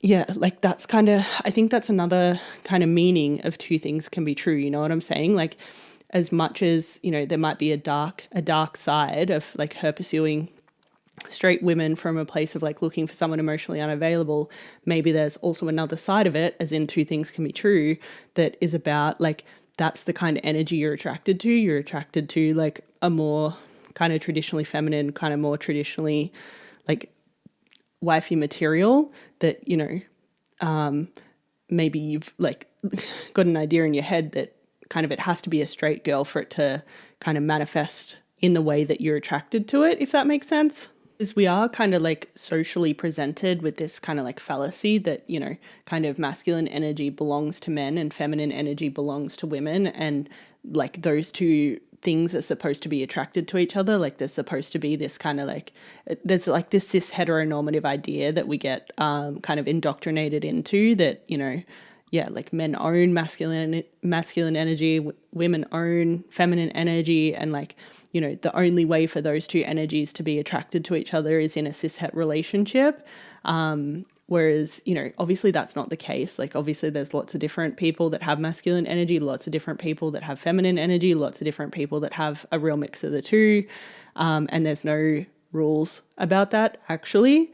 But, you know, like when you get indoctrinated into that pattern of thinking, like, yeah, you might end up keeping on pursuing straight girls because in your head, they're the only people that are allowed to be, you know, in their feminine and attracted to masculine energy. And like, you know, like if you identify a lot with your own masculine energy, that's going to end up, and you want someone in their feminine, and you've been indoctrinated into this idea that people in their feminine that are attracted to masculine energy are going to be straight girls.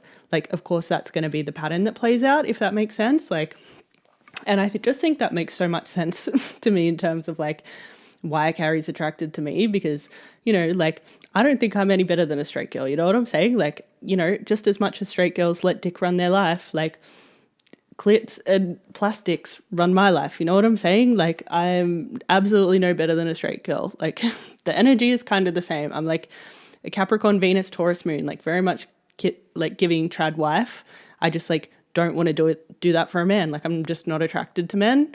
I'm very attracted to masculine energy, but I'm attracted to, you know, not men, essentially. You know what I'm saying? Like, that's kind of the vibe. And so, yeah, like, I think that also just makes a lot more sense in terms of, like, you know, me being a soulmate. You know what I'm saying? Like, it like all fits a little bit too well. And also that kind of like plays into where the album ends up in terms of like, this relationship is the antidote to, you know, all the relationships I've had before. Like, you know, like she gets to have, like if she's been in this pattern, stuck in this pattern of like pursuing straight girls because that's the kind of energy that she wants to end up with. But now she's actually found someone that will do that, like play that role and be in that energy, and they're attracted to masculine energy, but they're actually attracted to women. Like, that is kind of the antidote to, you know, this problem that she's potentially presenting in this song.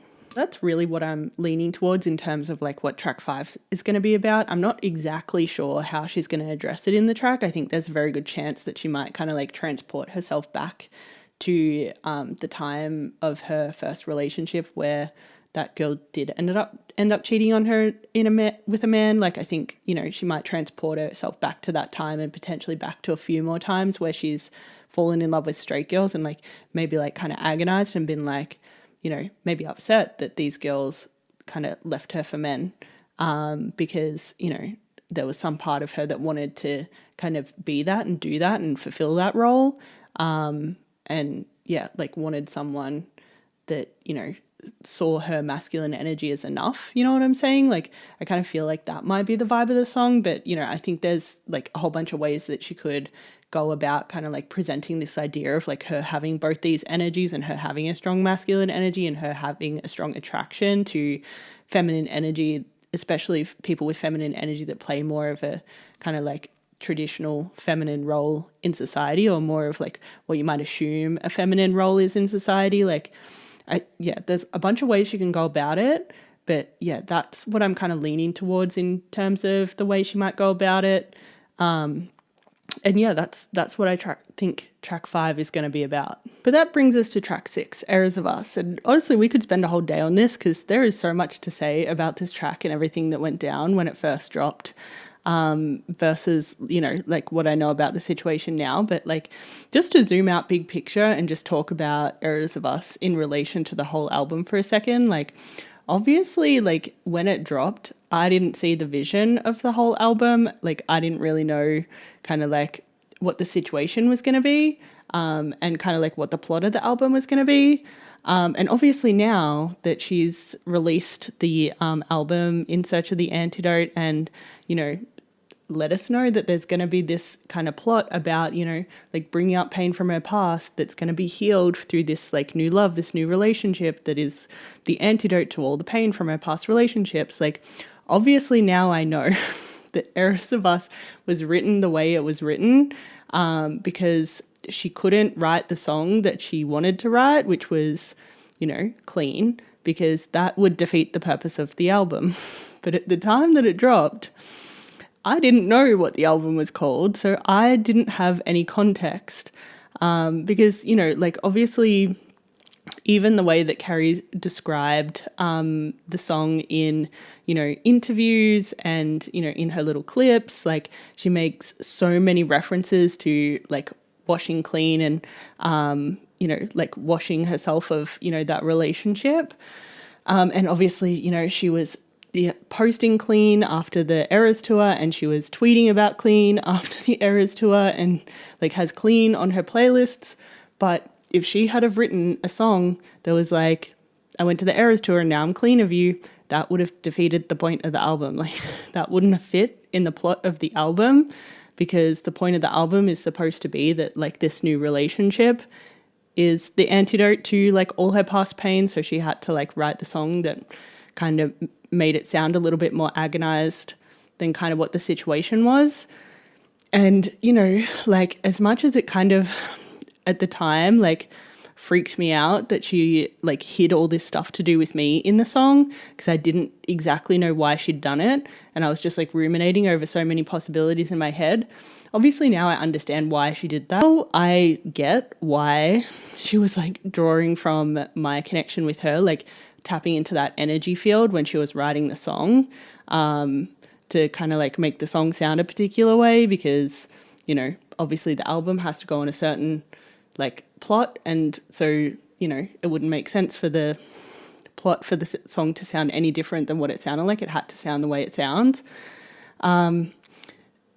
So I get it from like an artistic perspective. Like songs get kind of dramatized and characterized, and like things get combined, and, you know, muses get intertwined, and like things get hidden and all that sort of stuff all the time. Like that's art, that's poetry. And like I totally get that. And even at the time, even at the worst time, like for me, I was still seeing it from her side in terms of like what she was doing in terms of like artistic choices and making things poetic and et cetera, et cetera. But let me tell you,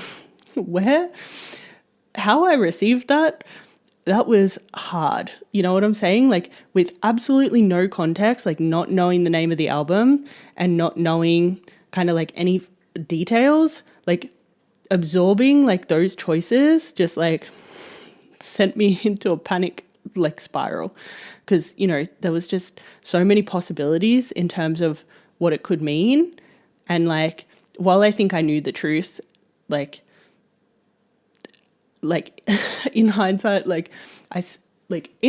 I knew the truth when I heard the song. At the same time, like I didn't have enough objective evidence not to kind of like panic a little bit and not to be 100% sure that like kind of what the vibe that I was vibing was the vibe, you know what I'm saying? Like, of course, I kind of like, it definitely shook me a little bit, like receiving that song and like it firstly not being warned about kind of what the vibe was going to be. Because as far as I was aware, like on my birthday, this whole thing was supposed to end. Like that was the original plan. Like that's, you know, that was the end date. And so like when she first started teasing the song, like I obviously could immediately spot all the references to me, and the ways she's like hidden stuff about me in the song. And so for me, like I kind of thought the plan was still the plan. Like I thought, you know, like everything was still going to end on my birthday. And so like what I was kind of expecting, like when she started teasing the song, was that it was going to sound like, it was going to sound a little bit ambiguous in terms of like maybe being able to be tied to Shannon or tied to me in the way she was teasing things. But it was actually going to be about like me talking about her being in her King Carrie era, like right at the start of our connection. And then, you know, like the plot of the song was going to turn into like, you know, something about, you know, us being in the kind of like era of, you know, not being able to talk. And then, you know, now we're in a new era where we can kind of thing.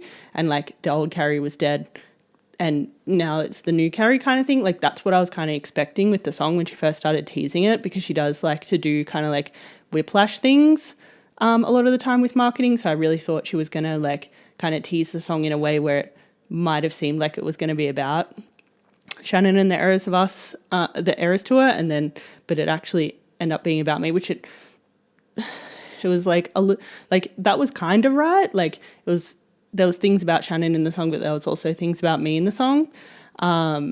Like, yeah, it wasn't cut and dry for sure. But yeah, like I was kind of expecting like everything to kind of come out when the song came out, based on, you know, us having this pre-existing plan that my birthday was going to be the end date. And I just like wasn't expecting the plan to have changed. I couldn't see any reason for the plan to have changed. And, you know, like when she started doing like all the Billboard stuff, I was like, oh, I should have realized that the plan had changed when she wasn't being real dramatic about it. Like it was way too chill for it not to be like, for her not to be ready to drop the bomb, if that makes sense. At the time, like I don't think I was realizing that she would want to be really dramatic about it, which I should have realized that she was going to be really dramatic about it. But at the time I was just like, I had no reason to think that the plan had changed. But then the song dropped and it was just so obviously not the song to end this whole charade. And I think it was a bit of a combination of that coming as like a huge shock to me, as well as, you know, like not getting any warning that the plan had changed. And also like not understanding why the plan had changed and why things were going the way they were going, and just like having absolutely no context of like kind of what was happening.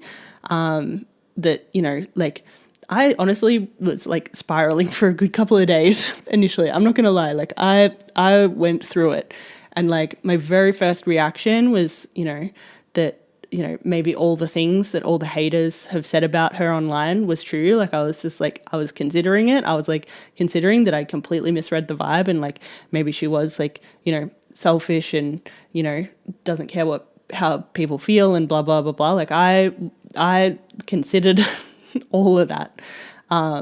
But like, I just could not get my gut to agree. You know what I'm saying? Like as much in that moment, I'm not going to lie to you. Like I wanted my gut to agree. I wanted my gut to be like, yeah, that's actually what was the whole thing of what was happening. You were just delulu. Because yeah, in that moment, I really wanted something so bad to happen for me to like be able to emotionally let go. Cause I was just like, this is the worst, like the actual worst. Like it was not a good time. And, you know, I really wanted my gut to tell me that I was wrong about her, literally just for it to end. You know what I'm saying? Like, I just like wanted the whole situation to be over. But my gut just like wouldn't agree. My gut was telling me that that was not the case. And actually there was, you know, a different explanation for what was going down, and that I, yeah, kind of needed to suss the vibe and figure it out, and figure out what the vibe was. And I'm not going to lie, that took me a while to kind of like suss and figure out, especially just not being able to ask like a goddamn fucking question. Like that was the fucking worst, like just trying to piece everything together without kind of knowing a goddamn thing. Like that was so stressful. But yeah, like, yeah, I just couldn't help. I couldn't shake the feeling in my gut that I was right about her and the vibe was right. And, you know, there was another explanation for why everything was going the way that it was going. And so by the time I made the Errors of Us reaction video, I was essentially in this limbo period where like I wasn't 100% sure like what the situation was, but I just like had a whole bunch of theories, and like maybe a whole bunch of like concerns and anxieties as well.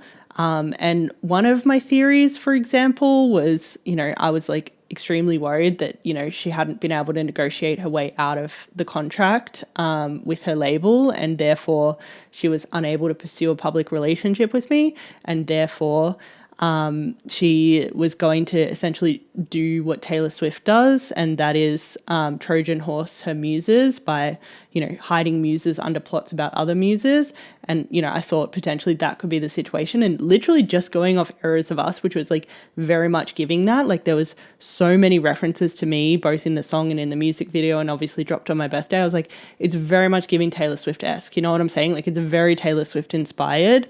So like at the time I was like, that feels like a real possibility. It feels like a strong possibility that Carrie's going to continue to kind of like hide me in songs because potentially she can't pursue a public relationship with me. Like that was something that at the time I was really, really, really concerned about, which is why I made a point in my Errors of Us reaction video to be like, I'm not flattered. This is not cute. I do not like this. You know what I'm saying? Like I didn't want to have like all these Easter eggs about me in that song. And you know, like even just like I kind of didn't want like to be associated particularly with that relationship, given that relationship was really toxic and not good for Carrie. Like I was just like, I don't really want to be associated with that energy and put into that song. At the time that I made the Errors of Us reaction video, I really thought that it was, you know, potentially like her kind of doing a Taylor Swift thing and like you know, maybe thinking it was poetic and nice and flattering when, you know, obviously I wasn't receiving it that way because, you know, I was worried that, you know, we would never going to be. The main thing that I was kind of like considering at the time when it came to kind of like an explanation of kind of what was going on was that, you know, like I knew Carrie had a really intense fear of abandonment, and like even though like I was in her DMs a lot before I dipped, like talking about how like I don't want to like not be here, and like if I'm ever not here it's because it's life and death for me. Like, you know, I know how, you know, that would make you feel. And even though I was like saying all those things in her DMs, like I didn't know if she was like fully receiving that and being able to trust that. Because I know if you have an intense fear of abandonment, like, you know, people can say that sort of stuff to you and it might not necessarily get absorbed. And so, like, a little bit, I was also considering that, like, when things did get too intense for me and I really needed to dip for myself, I was worried that that triggered her, fear of abandonment to the point where, she potentially might have been in a very, like, self-sabotagey place with her and I. And, she was potentially so worried that she was going to get abandoned that she was going to try and sabotage the connection in every way she could.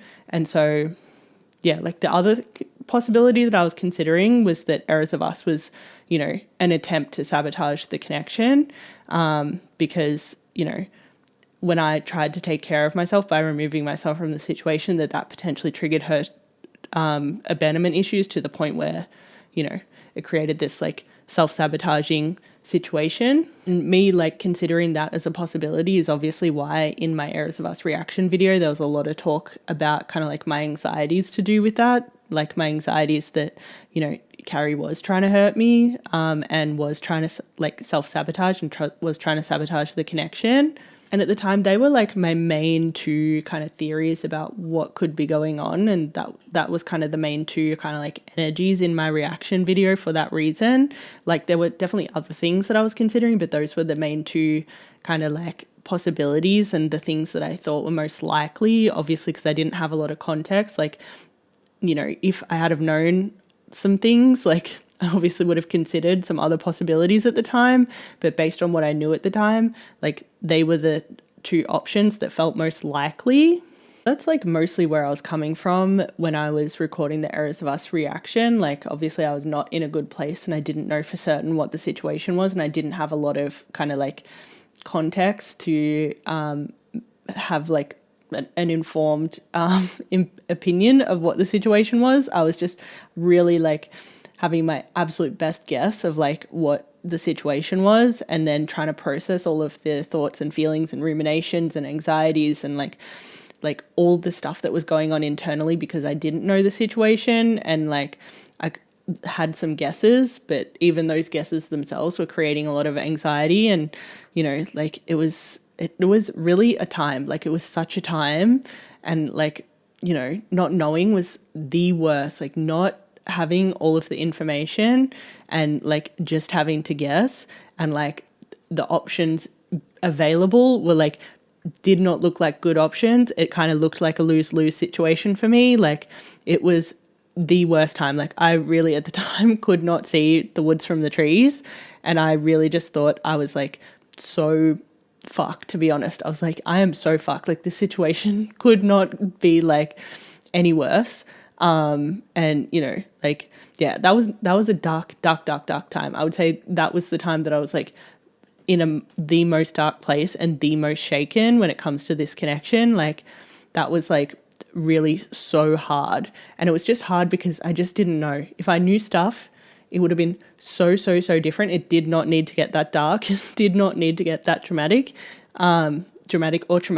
It just all it would take was a fucking conversation. But yeah, that was the situation at the time. And obviously as time progressed, the truth slowly revealed itself as more pieces of the puzzle kind of like came together, and I could start to see more of the vision, more of the big picture, and kind of like understand the situation a little bit better. My personal opinion, I think the song that Carrie really wanted to write was a song more aligned with the song Clean, particularly given like that she obviously posted a clip from the song Clean at the concert on her Instagram story. She tweeted about the song Clean. She added the song Clean to a Instagram story when Taylor sent her a PR package for 1989. And even in this clip on Spotify where she's talking about Errors of Us, she's making lots of references to washing. Like the way that she talks about Errors of Us is like very much giving like clean, references. And I think if it was completely Carrie's free reign, I think the song would have sounded more like Clean. But I think based on a little bit the artistic integrity of the project, like Errors of Us needed to be Errors of Using. But then also like a little bit in terms of like the marketing be marketing, you know what I'm saying? Like not letting that opportunity go to waste, and like taking advantage of that, more from a, you know, like marketing exec point of view. Like I also think that's why Errors of Us sounds the way it sounds. I think that's why in this clip, Carrie displays that behavior where she's self-soothing by grabbing her ear, where she's blocking her throat chakra, blocking her heart chakra.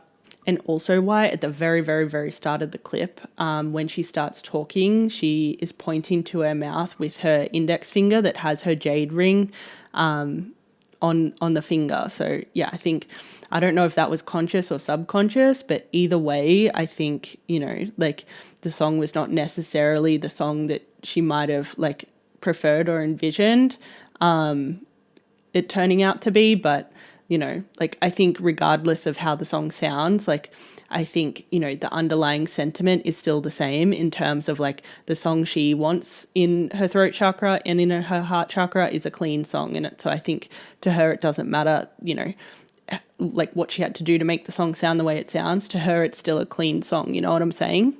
And so while that song is going to be a permanent skip for me, because I cannot hear that song without all of the kind of like traumatic kind of thoughts and feelings and ruminations and anxieties and like panic from the time that song was dropping, like coming back up for me.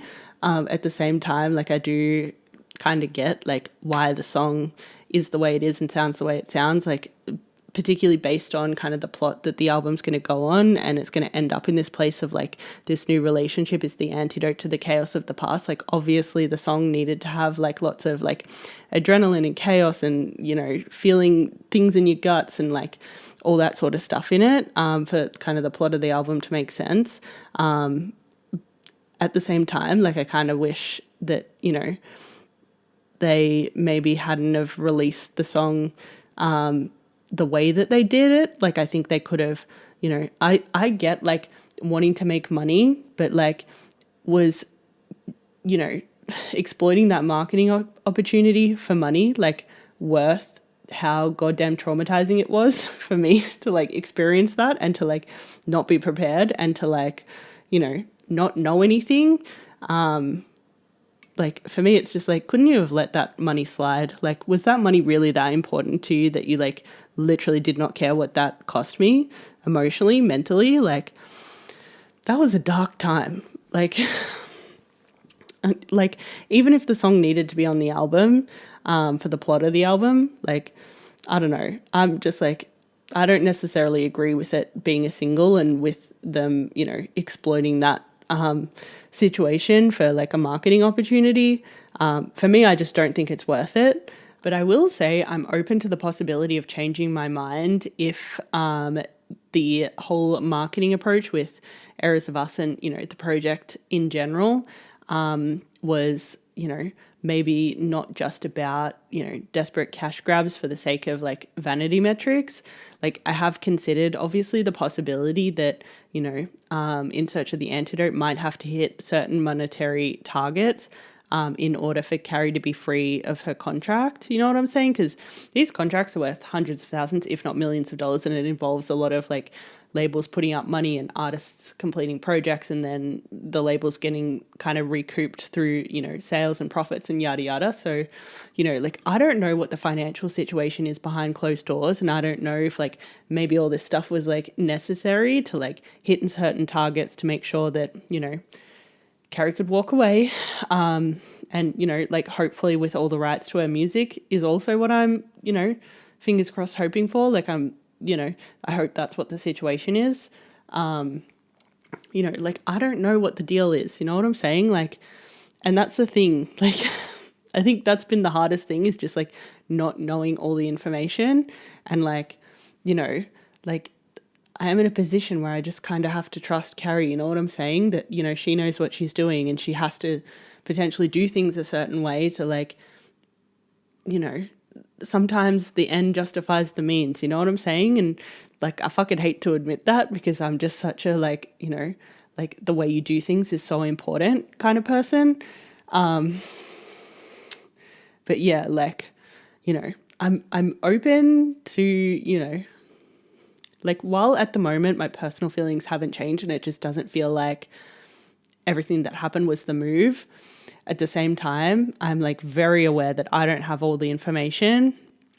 This isn't an industry that I'm that familiar with, that Carrie is familiar with it. She knows what she's doing, and I do kind of have to trust her. You know what I'm saying? And that's fucking frustrating. I'm not going to lie. But yeah, like, you know, I'm open to it. So, you know, like, that's the situation. And I, like, my personal feelings aside, like, you know, I do get where Errors of Us fits in the storyline, and I hope everyone who's like not personally involved like enjoys the plot of the album. But yeah, like for me, it's just there's a lot of personal stuff going on, and a lot of things that I don't know. So yeah, like it kind of is what it is though. And I think for now, that's all I really have to say. I think we should probably move on. So I think track 7 is going to be basically exactly what it sounds like, and just talk about all of Carrie's kind of like thoughts and feelings and fears and anxieties about relationships in general, and, you know, like, you know, getting attached to people and kind of what that means for her, and, you know, maybe some fears of like losing autonomy and independence and power and things like that. I think like I'm pretty sure she'll just talk about the attachment stuff like pretty generally, and maybe like reference kind of how that manifests for her in relationships pretty generally. If she was to talk about it in relation to our connection, it's possible she might mention that I think the very first time that she didn't like make a video back to me immediately, when we were back and forthing every single day for like a few months at the start. Like I think there was a few times when, you know, like I think I missed a day, but yeah, she would basically reply to me within, you know, I think about 8 hours pretty much, like every time for 2 months. But the first time she didn't, that was, yeah, like things were starting to escalate pretty quickly, I'm not going to lie. And then I can't remember what happened. Something happened. And yeah, she missed a day. And then the next day when she came back, she made a TikTok.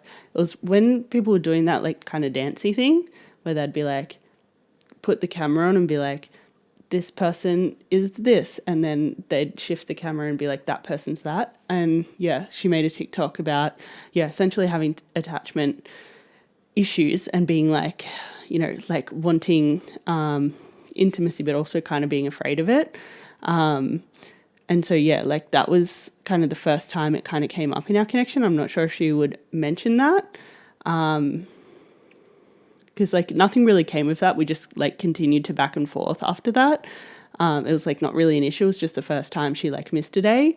But yeah, like that's kind of like the only time I think the attachment stuff has really, like, I don't think it's actually affected this connection all that much or ever any other time. Like I can't think of any other example that she might use to talk about attachment stuff.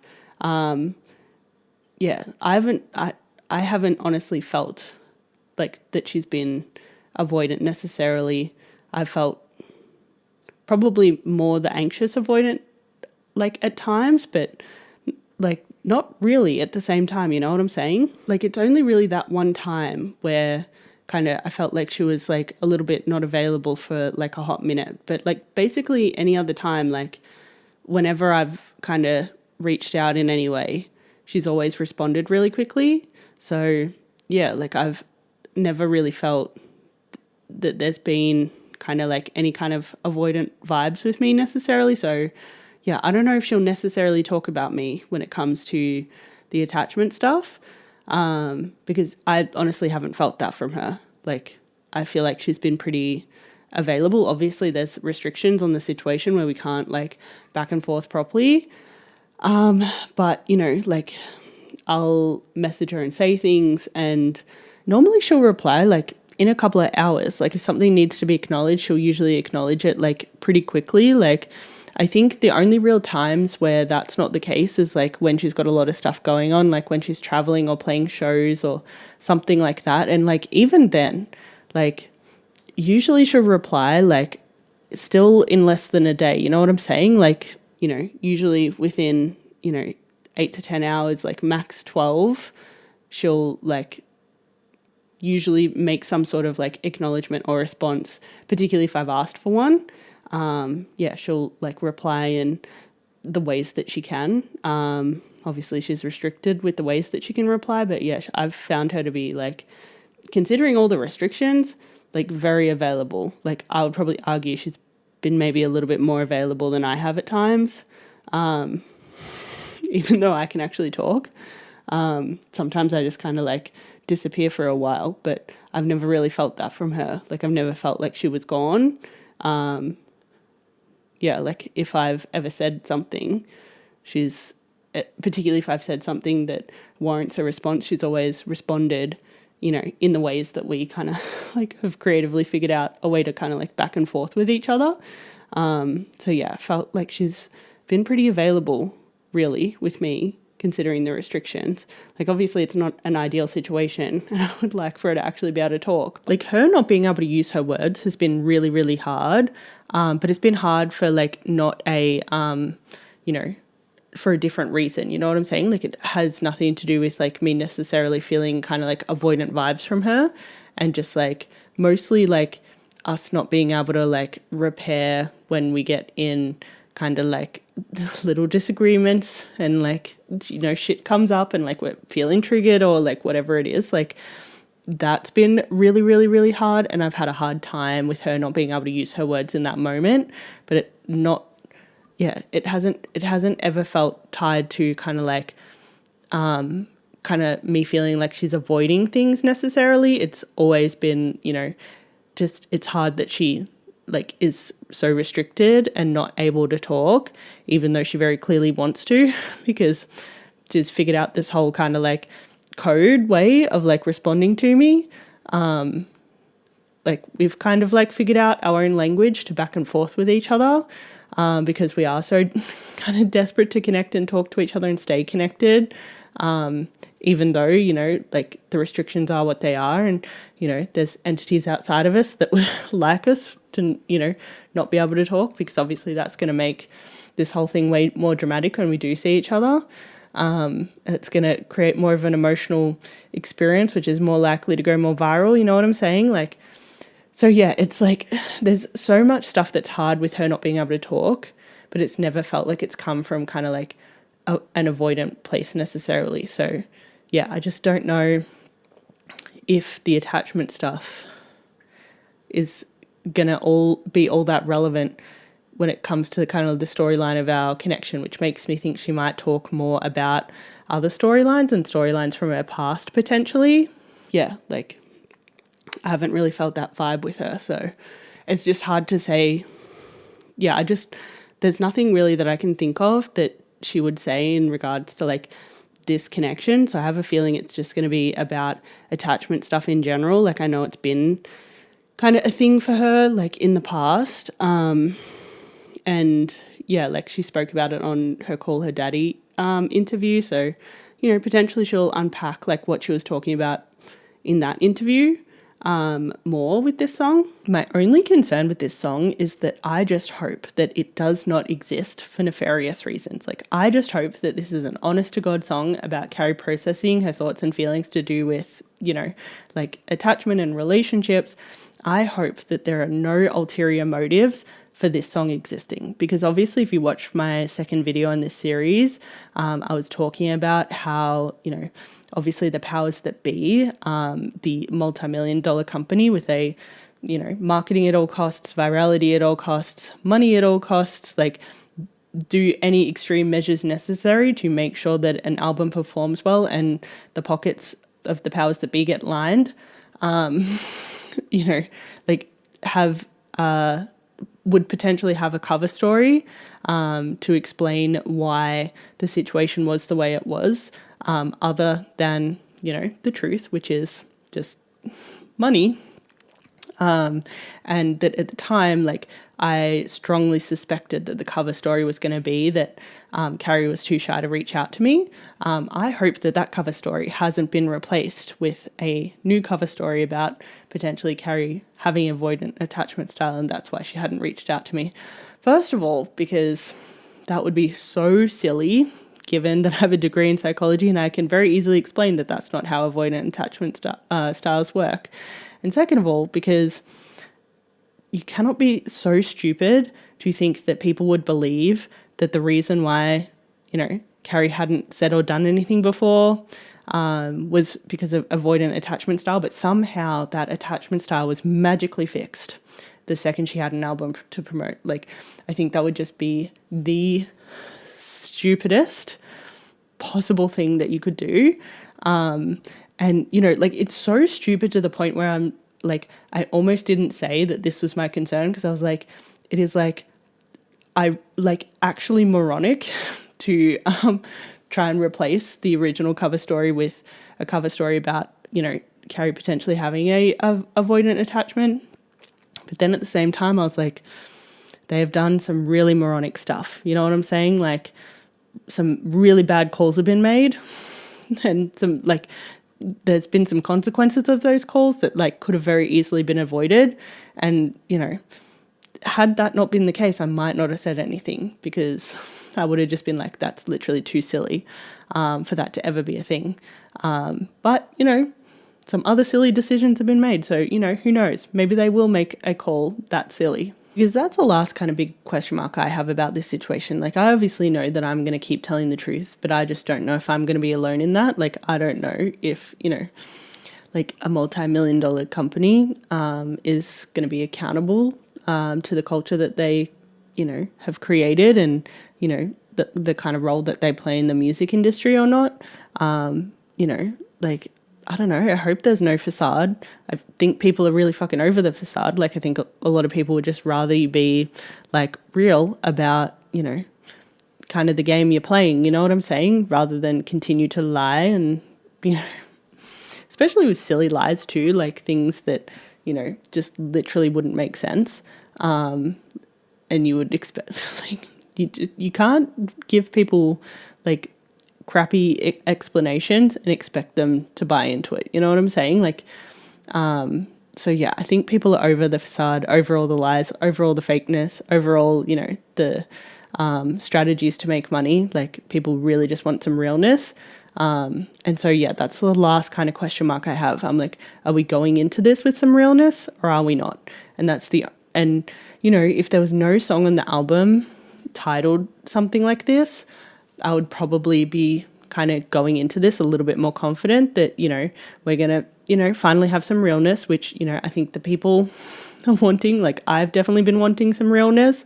But yeah, the fact that this song exists and the title sounds the way it sounds, that's the main reason for my concern. Hopefully I have nothing to be concerned about. The only reason why I'm concerned is just because there have been some really bad calls made in the past that just make me not confident that some bad calls aren't going to continue to be made. But yeah, here's hoping for a new era of honesty, of realness. And yeah, that's literally all I have to say about this song. I'm just hoping that it's just an honest to God, song about, processing kind of feelings about relationships and attachment. And there is absolutely no nefarious reasons for it to exist, no ulterior motives. But, only time will tell, and we'll have to cross that bridge when we come to it. For now, let's move on to track 8, which is titled Crush. So I obviously originally thought that this song was going to be the collab with Renee Rapp that was going to reference the very first time that Carrie and I ever told each other that we liked each other, because we told each other that we liked each other using the Mean Girl sound, "I have a big lesbian crush on you." Actually, Fletcher has a big crush on me. Big lesbian crush on me. The next day. I don't know why I did it. I guess it's probably because I've got a big lesbian crush on you. And obviously it would make sense for that moment to turn into a song and for that song to include a feature from Renee Rapp, who plays Regina George in the musical and Broadway renditions of Mean Girls. However, when I went to check to see if Renee Rapp was credited with vocals on the song, I discovered that actually none of the known collabs for Fletcher's current project were credited as vocalists on any of the songs in Search of the Antidote, including Renee Rapp, but also including other known collabs like Tuvelo and Upsoul. And that made me realize that all of the collabs, including the collab with Renee Rapp about the time that Carrie and I told each other that we had crushes on each other, were going to appear on the Finding Rewilding album. And so that begged to the question, what the hell was the song titled Crush on the In Search of Antidote album gonna be? At this stage, my best guess is that the track is just gonna be extremely horny. I think it's extremely likely that the track will still be about me, given that it appears as the 8th track, and I just think Numerology is too important to Carrie for her not to make the song that appears on my birth date about me. And I also think that based on some of the things that Carrie's been posting on her Instagram of late, like, you know, this little clip where she's obviously singing a snippet that includes the word crush in a carousel that is 8 slides long, and, you know, starts with this, you know, picture of what looks like a music video. Yeah, I just really think that the song seems to be giving like extremely horny. And I think most likely the plot of the song will be about, you know, kind of imagining sleeping with someone, like imagining like, you know, kissing them, being on top of them being on top of you, yada, yada. But it all happening in your mind because, you know, it can't actually happen in real life. Especially because, you know, this little picture from what looks like a music video includes a actor wearing a translucent skirt. Like, I think it's very likely that that's supposed to symbolize that all of this is happening in Carrie's head. It's happening in her imagination. It's not happening in real life. And so, yeah, I am expecting a song that's going to be essentially like very horny, but about everything only being able to happen in her head and not being able to happen in real life. I had been toying around with the idea that a song like that might exist on the Finding Rewilding album, so the song conceptually doesn't surprise me. However, I had thought that the title was probably going to be Body or Mummy instead. Like, I wasn't expecting it to be titled Crush, obviously. However, I do think it makes sense for her to have made that move and made that switch and to have put the song probably titled Lesbian Crush featuring Renee Rapp on the Finding Rewilding album, because obviously, like, cohesively, I think it'll go on that album a lot better. And for her to have put a song like, you know, what I'm expecting Crush to kind of sound like on the In Search of Antidote album.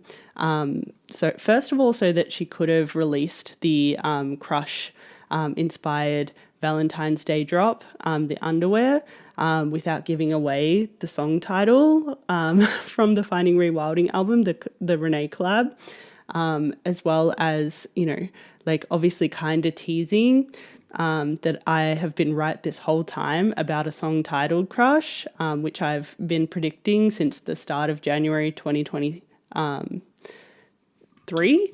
I think, yeah, since the start of last year. But then she could also drop it and it could seem like I'm wrong, because I don't think she would have been expecting me to figure out that it was a different song potentially.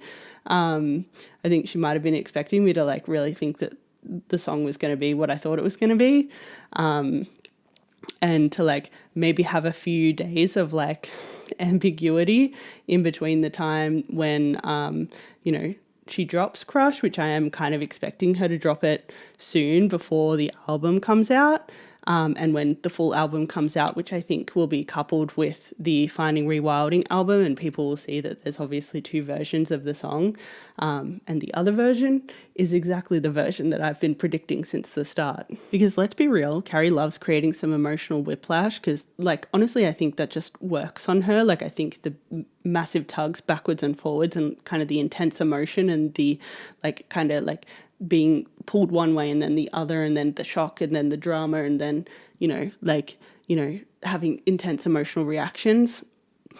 Like I think she has spent a lot of her life being attracted to things like that. And so I think she probably, from where she's standing, she probably thinks that will work on other people as well. I think that works on a very specific type of person, but I don't think it works on everyone. So like, I get why she wants to use that strategy of like the back and forth and whiplash, because it works on her.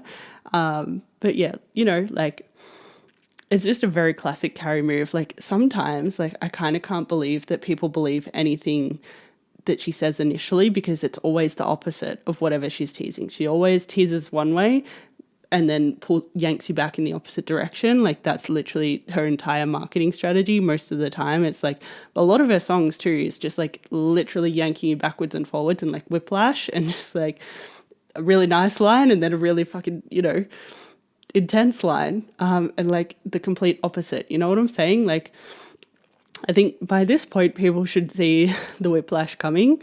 And to be honest, I should have seen the whiplash coming with the song. Like, I should have seen that, you know, because she was putting a song on the album that looked like it was exactly what I was talking about, of course she was going to like whiplash it and make it look like I was wrong and then make me look like I was right, which, you know, like, I'm not going to lie, that's really not my vibe.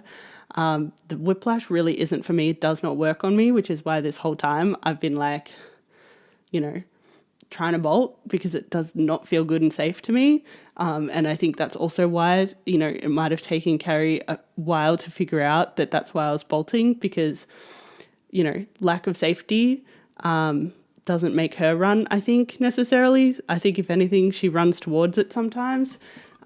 Which, you know, hopefully she's healing that. You know what I'm saying? Like, hopefully she's seeking out some more calm, and like letting go of some of the chaos, because I just don't think the chaos is good for a nervous system, and good for the nervous system of, you know, everyone involved necessarily.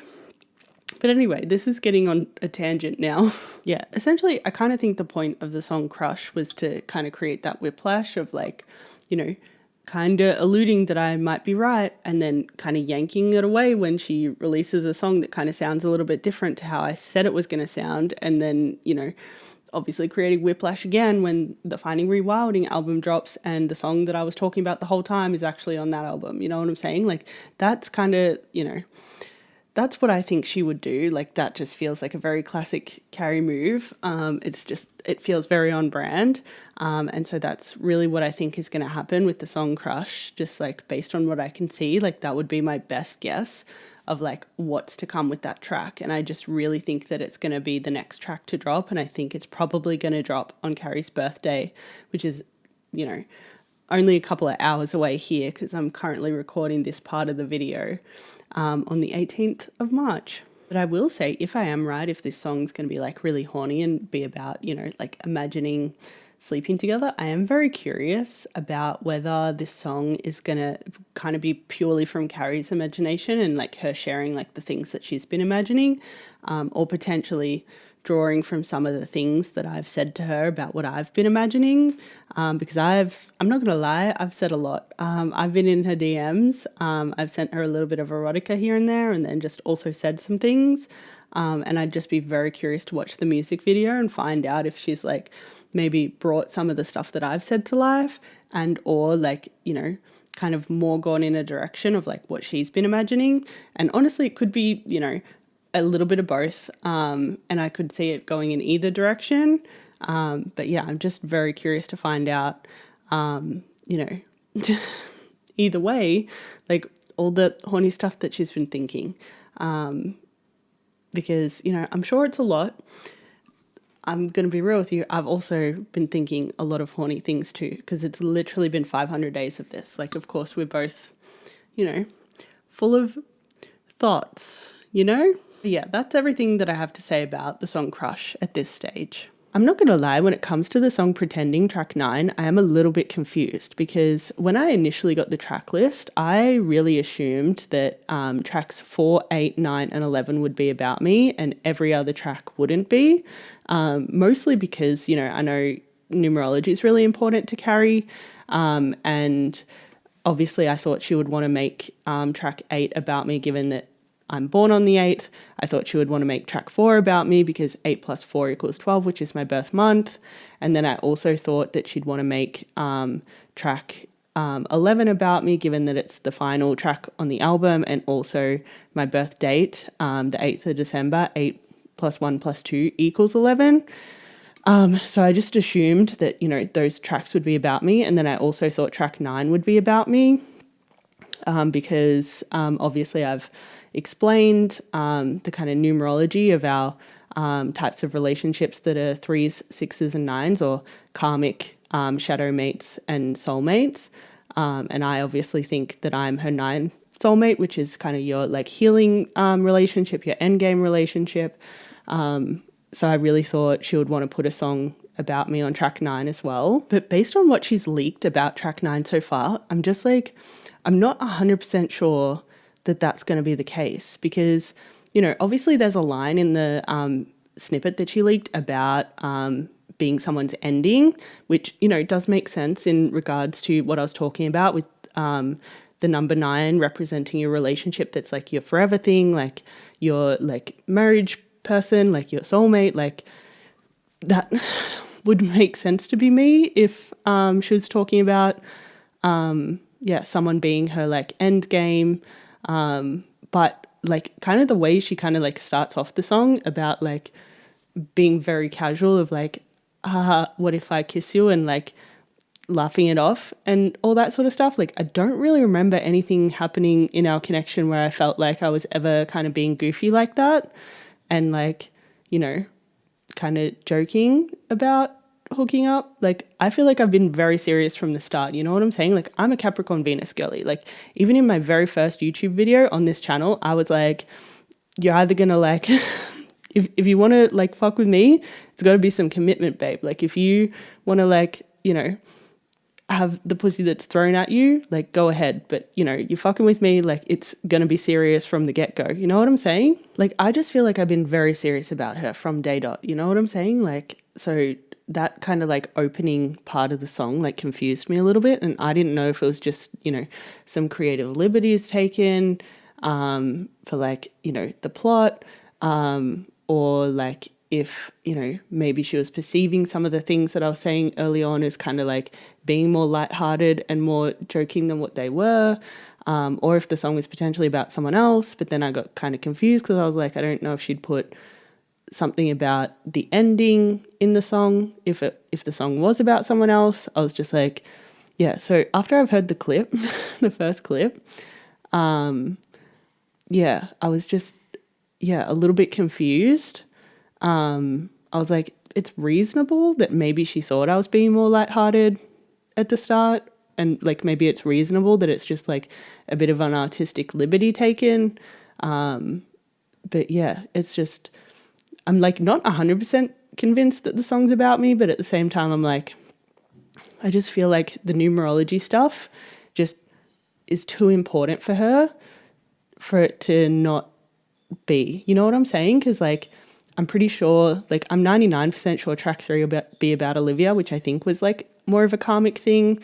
Track 6 is obviously, about Shannon, which is her like shadow mate, twin flame kind of thing, like her awakening relationship. So it would just make sense for track 9 to be about her like soulmate, her end game, especially because she's got ending in the song. Like, I don't know, like I think it just makes sense for track 9 to be about me. So I think I'm just like maybe overthinking it a little bit. Like that's kind of like where I'm landing right now, that, like it probably is about me. And I do think it kind of makes sense for her to write a song potentially being about how she's kind of like been pretending that, she's not been in love with someone like this whole time. You know what I'm saying? Like that would just make sense. Like obviously it's been like 500 days of this and she's not been allowed to like, say anything publicly for obvious reasons. And so like it just would make sense for there to be a song like where, maybe she takes some artistic liberties and like kind of makes the plot sound like the situation's different than what it is, also for obvious reasons. Like, but yeah, it would make sense if the song was essentially following a plot of like, I've been pretending that this love that I've been feeling for however many days, isn't a thing what it is, like that would really make sense as a song. So like, yeah, that does make sense. That, you know, yeah, she would want to say that about, you know, like, yeah, just like essentially that she's been pretending, you know, she hasn't had feelings for someone this whole time. And she's been pretending she's more maybe single and available than what she actually is. Like, I just think in terms of a plot of a song, that would just make so much sense given the situation. What I do find a little bit interesting is that obviously in the snippet that she's released, she's been talking about us both pretending, and I just don't feel like for the most part I've been pretending anything. You know what I'm saying? Like this whole time, like I've been getting on the internet and just like telling it how it is and like speaking the truth, or speaking my truth at least, which I think is like very like Sagittarius energy, as well as like maybe a little bit on the tism, which I have actually said to her in a voice memo in the past that, you know, like I really struggle to pretend things because, you know, of those things about me, which I'll insert in a little clip for you to see exactly what I said to her about, you know, not being able to pretend anything. And Sagittarius is like the truth zodiac. Like it's the uncoverer of deeper truths. Sagittarius kind of rules over like all of the kind of truths of like kind of life and spirituality, and which is why it likes to be on the 9th house, because it's so close to the top of the chart.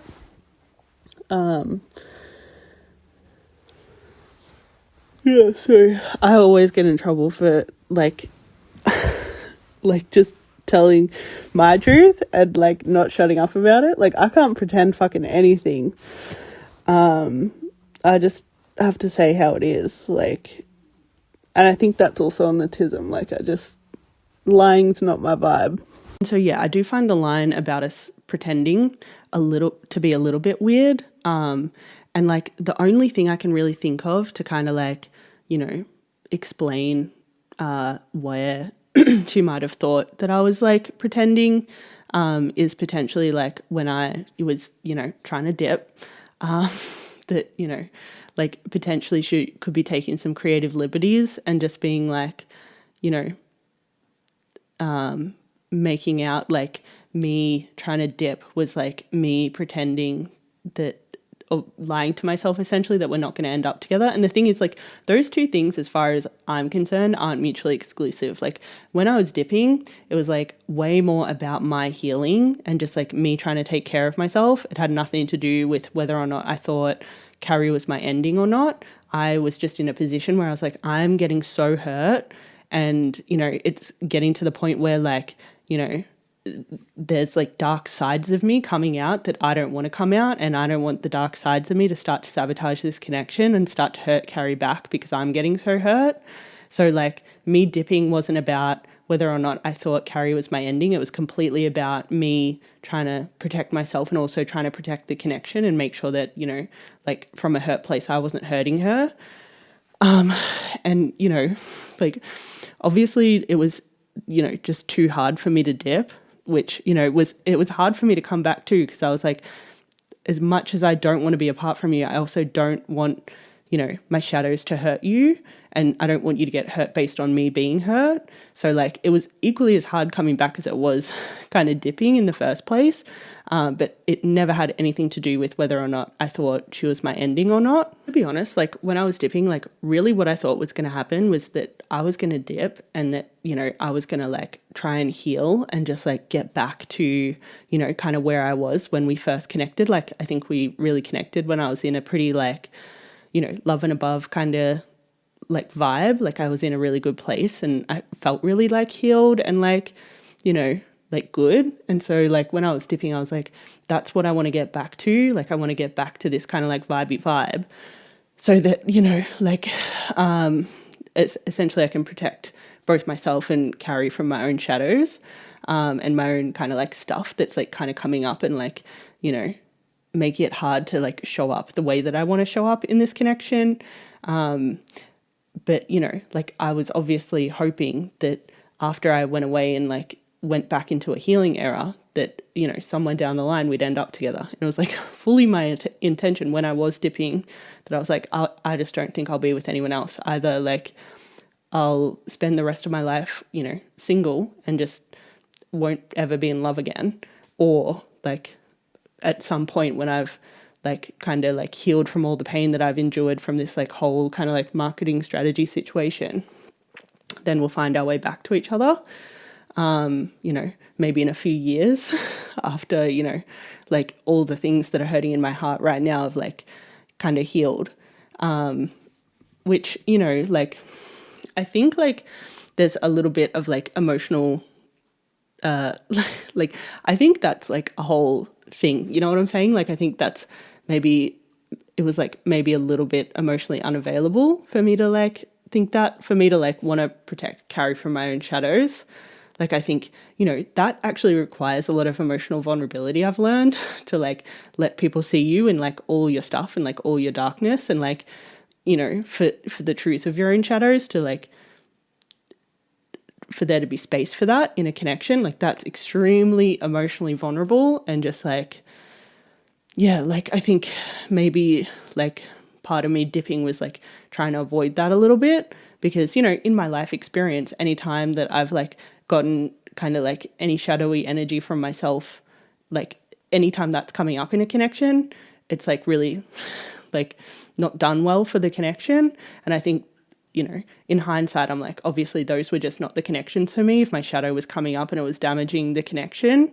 But, you know, my experience with Carrie's been kind of opposite. Like actually the more my shadows have come up, the more kind of like kind of loved, accepted and healed I've kind of felt. It's been very counterintuitive. It's been kind of weird.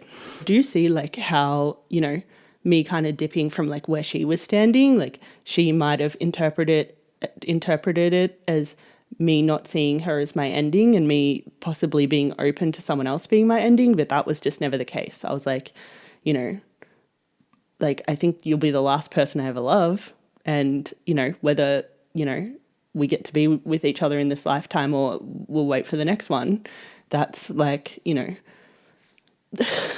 you know, that was kind of my vibe, you know what I'm saying? Like I was just like, I don't think I'll love anyone again, and either like we won't be able to make it work in this lifetime and I'll just like, you know, worry about myself for the rest of this life, or, you know, I'll heal from all the damage that's been done so far and we'll find our way back to each other maybe in a few years when I feel like good again.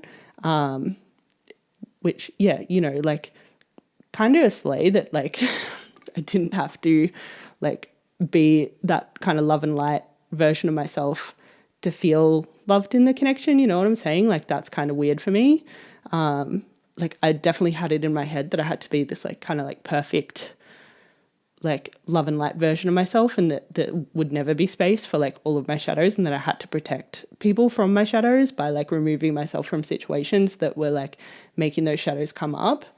I don't know, it's like this whole thing, to be honest. But yeah, like basically what I'm trying to say is like I can see from where she was standing that maybe, yeah, she was like interpreting my behavior as me not believing she was my ending. And like maybe that's kind of going to come up in the song, and there's going to be some creative liberties taken to like kind of shift the plot a little bit so that, you know, the story sounds a little bit different. But it creates like maybe a fuller narrative that people are going to relate to a little bit more, because obviously our situation's like not that relatable. I don't think lots of people are necessarily in the situation that we've been in. But yeah, like, yeah, I can kind of see it from her side, even though, you know, like I think from my side, I don't think I was ever like not considering her to be my kind of like end game. You know what I'm saying? Yeah, that's my best guess about what the song Pretending is going to be about, like based on the information that we have so far. Like, you know, it could obviously go in a different direction, as could any of these songs that I'm like speculating what they're going to be about. I've definitely changed my mind like several times with like all of the songs about what I think they're going to be about, just based on what, you know, Carrie's been kind of like posting or leaking. Like I've changed my mind so many times about things. But yeah, like based on, you know, the information that we have right now, yeah, I really think Pretending's going to be about, you know, maybe ending up kind of wanting to lock something down. But yeah, like, yeah. And like maybe, yeah, it's going to have some references to kind of like an end game thing. But yeah, like that's all I can really kind of like guess so far. So my initial instinct with the song Joyride is that it won't be about me, given that, you know, like obviously I have a very specific kind of idea about which songs will be about me and why, and that it has to do with numerology. And I just don't think track 10 would make sense to be about me. And I think, you know, like Carrie kind of needs more tracks to be about other muses. Like I'm expecting this album to be full of so many muses, to kind of like paint this picture of like all this life experience that she's had to, you know, make the last song make a lot of sense, and then also to make the next album, the Finding Rewilding album, like make more sense. You know what I'm saying? Like I'm expecting this album to have lots of different muses, and I think it would just make sense for track 10 to be about, you know, either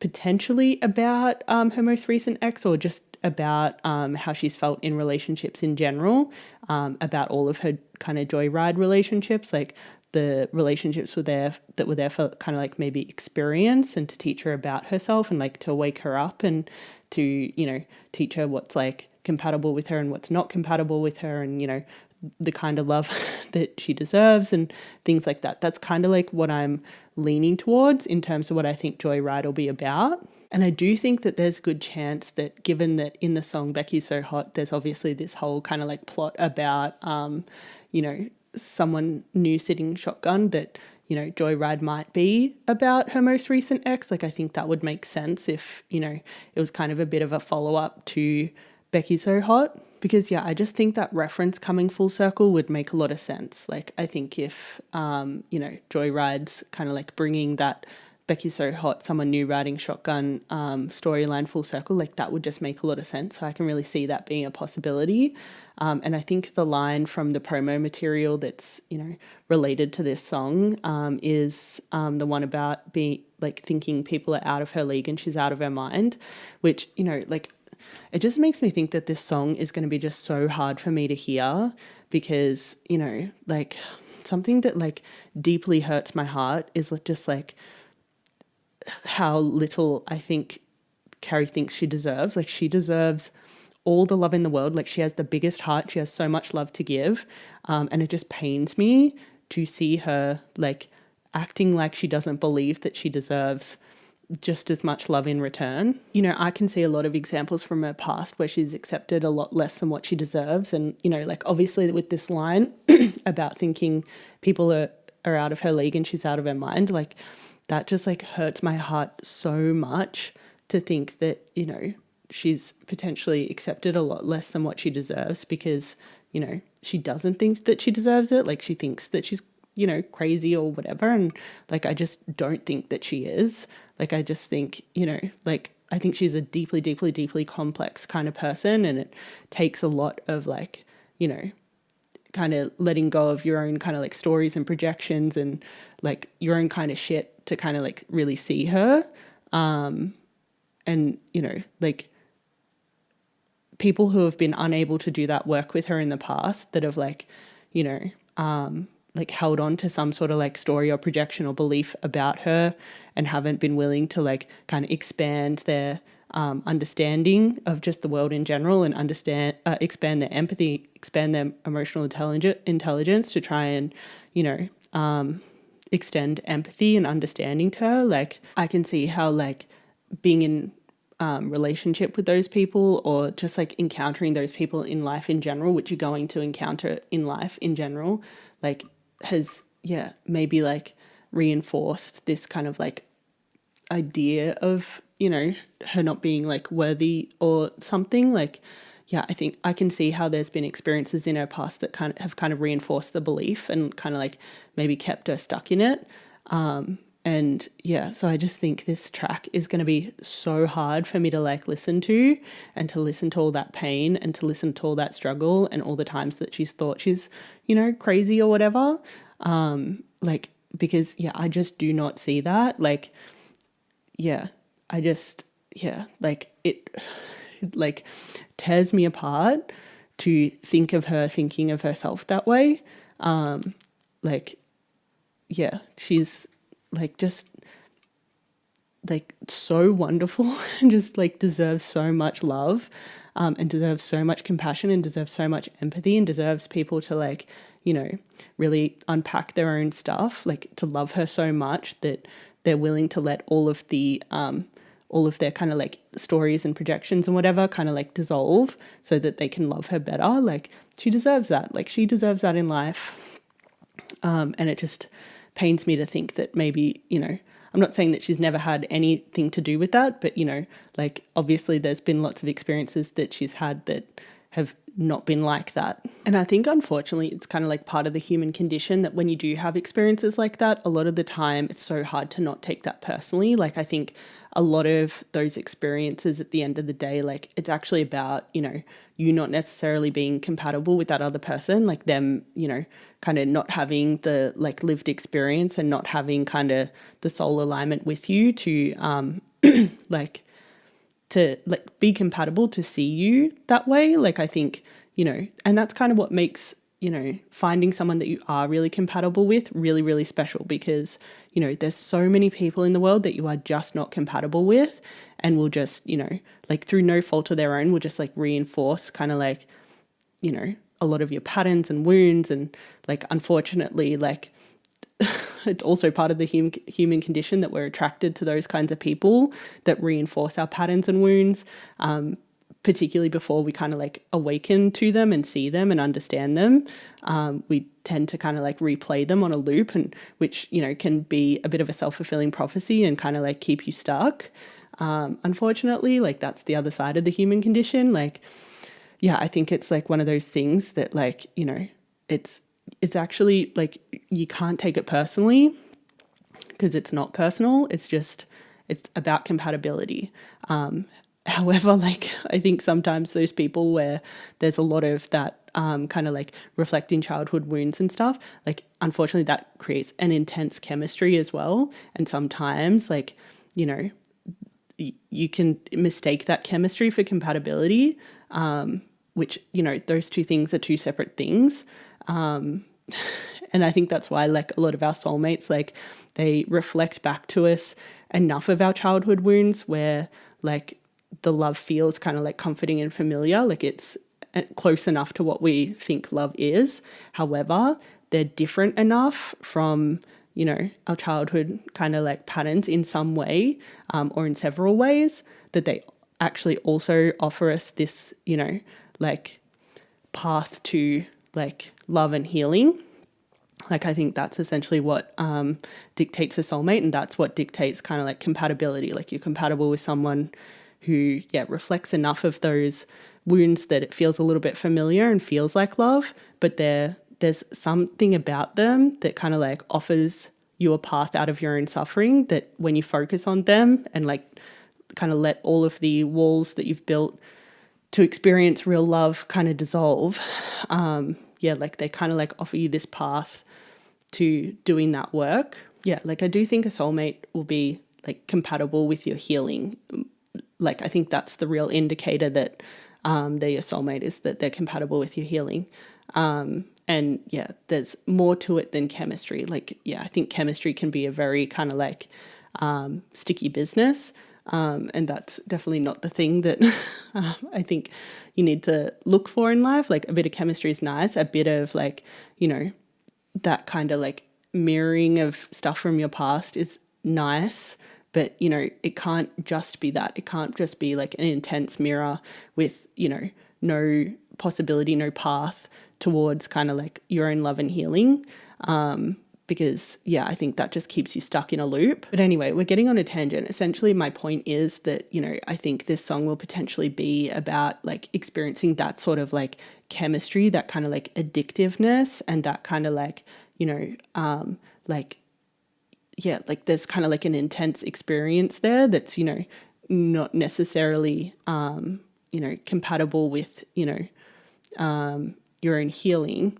But it is kind of like, yeah, like sometimes like addictive, and, you know, like that it's an adrenaline rush, and you're kind of like, I think there's like usually this hope that you can that you can like maybe like save yourself from your own childhood wounds in these kind of like adrenaline rush kind of relationships that mirror so much of your childhood wounds back to you. There's this kind of like, and that's what kind of creates the addiction. However, I think,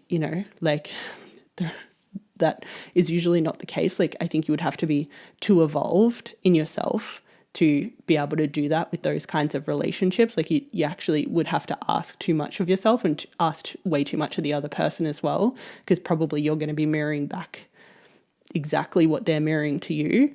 And actually kind of like the healing choice is to choose a relationship where, you're kind of not in the same position that you were in as a child, like where there's that element of compatibility that's like stronger than the chemistry, and that, there's, like this opportunity for kind of like, I would say a more like, there's a clearer path to like love, healing, that doesn't like, I don't know, that doesn't, that maybe like doesn't antagonize your wounds the same way or something. I don't know. Like, I think these are very kind of like, this is like a bit of a tangent, and this is like maybe not completely well-formed thoughts yet. Like, I think I'm still kind of like unpacking this myself, because, it's something that I've been in the experience of and like learning a lot about in this experience. Like, yeah, I'm definitely understanding how, in my past, like a lot of relationships where there was that really intense chemistry was like, I was just getting stuck in them. Whereas, this connection with Carrie definitely feels very different. Like, as much as I've had so much of my own stuff like mirrored back to me, it's always felt like it's come with, a path to my healing, a path to more love, a path to my own expansion. Like, it's just felt very different. Like, there's this element of compatibility with her that kind of like is, I would say, stronger than the chemistry of like her mirroring back some of my, stuff essentially. Has just like really taken me on a journey towards, like expanding deeper into love, expanding deeper into healing, just like even within myself. Like, focusing on her has like helped dissolve so many barriers I have towards love and helped me like see things for what they truly are. Like, it's been so awakening. And like, as much as it's been like, like gut wrenching at times and just like so hard, like, at the same time, like, I feel so much more expanded into like love and joy and kind of like embracing like all the light and shadow and of life, and like, so much. Like, it's definitely felt like an expansion, I would say. But I'm kind of expecting the song Joyride to like maybe be about kind of like the stickiness that I'm describing here. In some capacity, like there's going to be some sort of stickiness involved in the track, some sort of like, maybe exploring some of those kind of like, darknesses, some of those like, like fears of not being good enough or being bad or, being crazy or like whatever it is, like not being understood. I think this song is going to have some of that stickiness. Like, I just have a feeling that it will. And I just feel like it'll be a really hard song for me to hear, because like, again, like it absolutely like rips me to shreds, like thinking it, like all these things that, I can see that Carrie struggles with, and just like, it's just so far removed from, how I see her, obviously. I'm going to try not to cry again.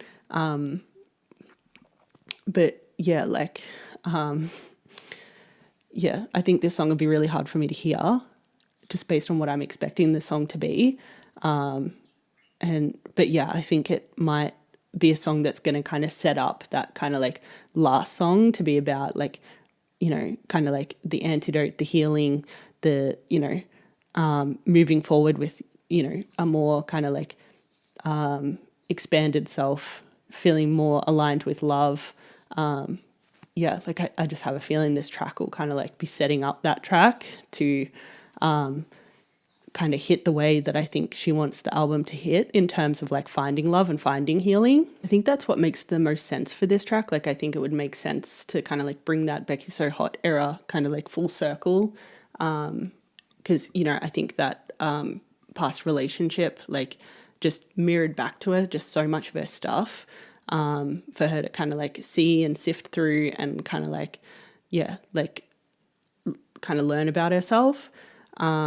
And I think, it would be a good song to kind of set up the last track that's going to be about kind of healing. However, I do have one alternative theory about what this track is going to be, other than, like using Joyride to kind of bring Becky So Hot full circle and to kind of like bring all the things that relationship mirrored to her in terms of like what she had to learn about herself and like all of her kind of like wounds and patterns and kind of loops that she was kind of stuck in. Like I think there is one other alternative that the track might be about. On the off chance that Joyride isn't kind of going to be a kind of snapshot in time where she is talking about maybe feeling stuck in, patterns from her past and like feeling on this endless loop in relationships and kind of like going on the same kind of like adventure, the same kind of joyride, kind of like experiencing the same kind of like chaos and adrenaline that's like very much ingrained in her past. I think there is like one other alternative possibility that the song is about. I think there's a slight chance that Joyride might be about, experiencing feelings of jealousy, because, like when I heard the title, like my mind did flash to a time in October last year when, obviously things were like pretty tense with Carrie and I because, at that point, like this whole charade had been going on for a year and I was like, pretty much at the end of my rope in terms of like what I could handle, in terms of like, not having any kind of like, explicit communication, not having any clarity still a year after I'd asked for it. I was like having just a really, really, really hard time in October last year. And at that time, I'd already deleted my Finding Rewilding playlist, but at that time, I also privated all my Finding Rewilding videos, mostly as a way to kind of like self-soothe and just like take that energy like off my page so that I wouldn't feel like, I was giving this person so much and like getting so little in return, because that was like really painful for me to like be constantly giving so much kind of like explicit stuff to Carrie and about Carrie and being in her DMs, like kind of affirming how I felt about her, and to not have any of that back. That was like so hard for me, because that was like definitely a pattern for me, like in my life, like where I'd, definitely chosen some people in the past that, really weren't giving me back what I was giving to them. And, like the accumulation of like being in lots of relationships like that, like obviously reflect some of my own childhood wounds, was that, like the situation was making me feel bad about myself, which I like never want to be in a situation where, I'm feeling bad about myself. Like, I think, like when you continue to give people so much and they give you so little, eventually you it's almost like you're training yourself to accept like not a lot. And you kind of like start getting this idea that, this very little that I'm getting is all that I deserve. And I could kind of feel that happening in me. And I didn't want that for myself. Like I'd never want me to like feel like I deserve like anything less than the world as well. And, that was like a big reason why I like privated all my videos at the time. It was like very soothing to be like, no, I'm not going to give someone else like all this energy when I'm not getting any energy in return. Like it actually felt like it was like a huge kind of like healing thing for me to do, to be like kind of like almost like not letting myself sit in my own pain, my own masochism of like giving a lot and not getting anything in return.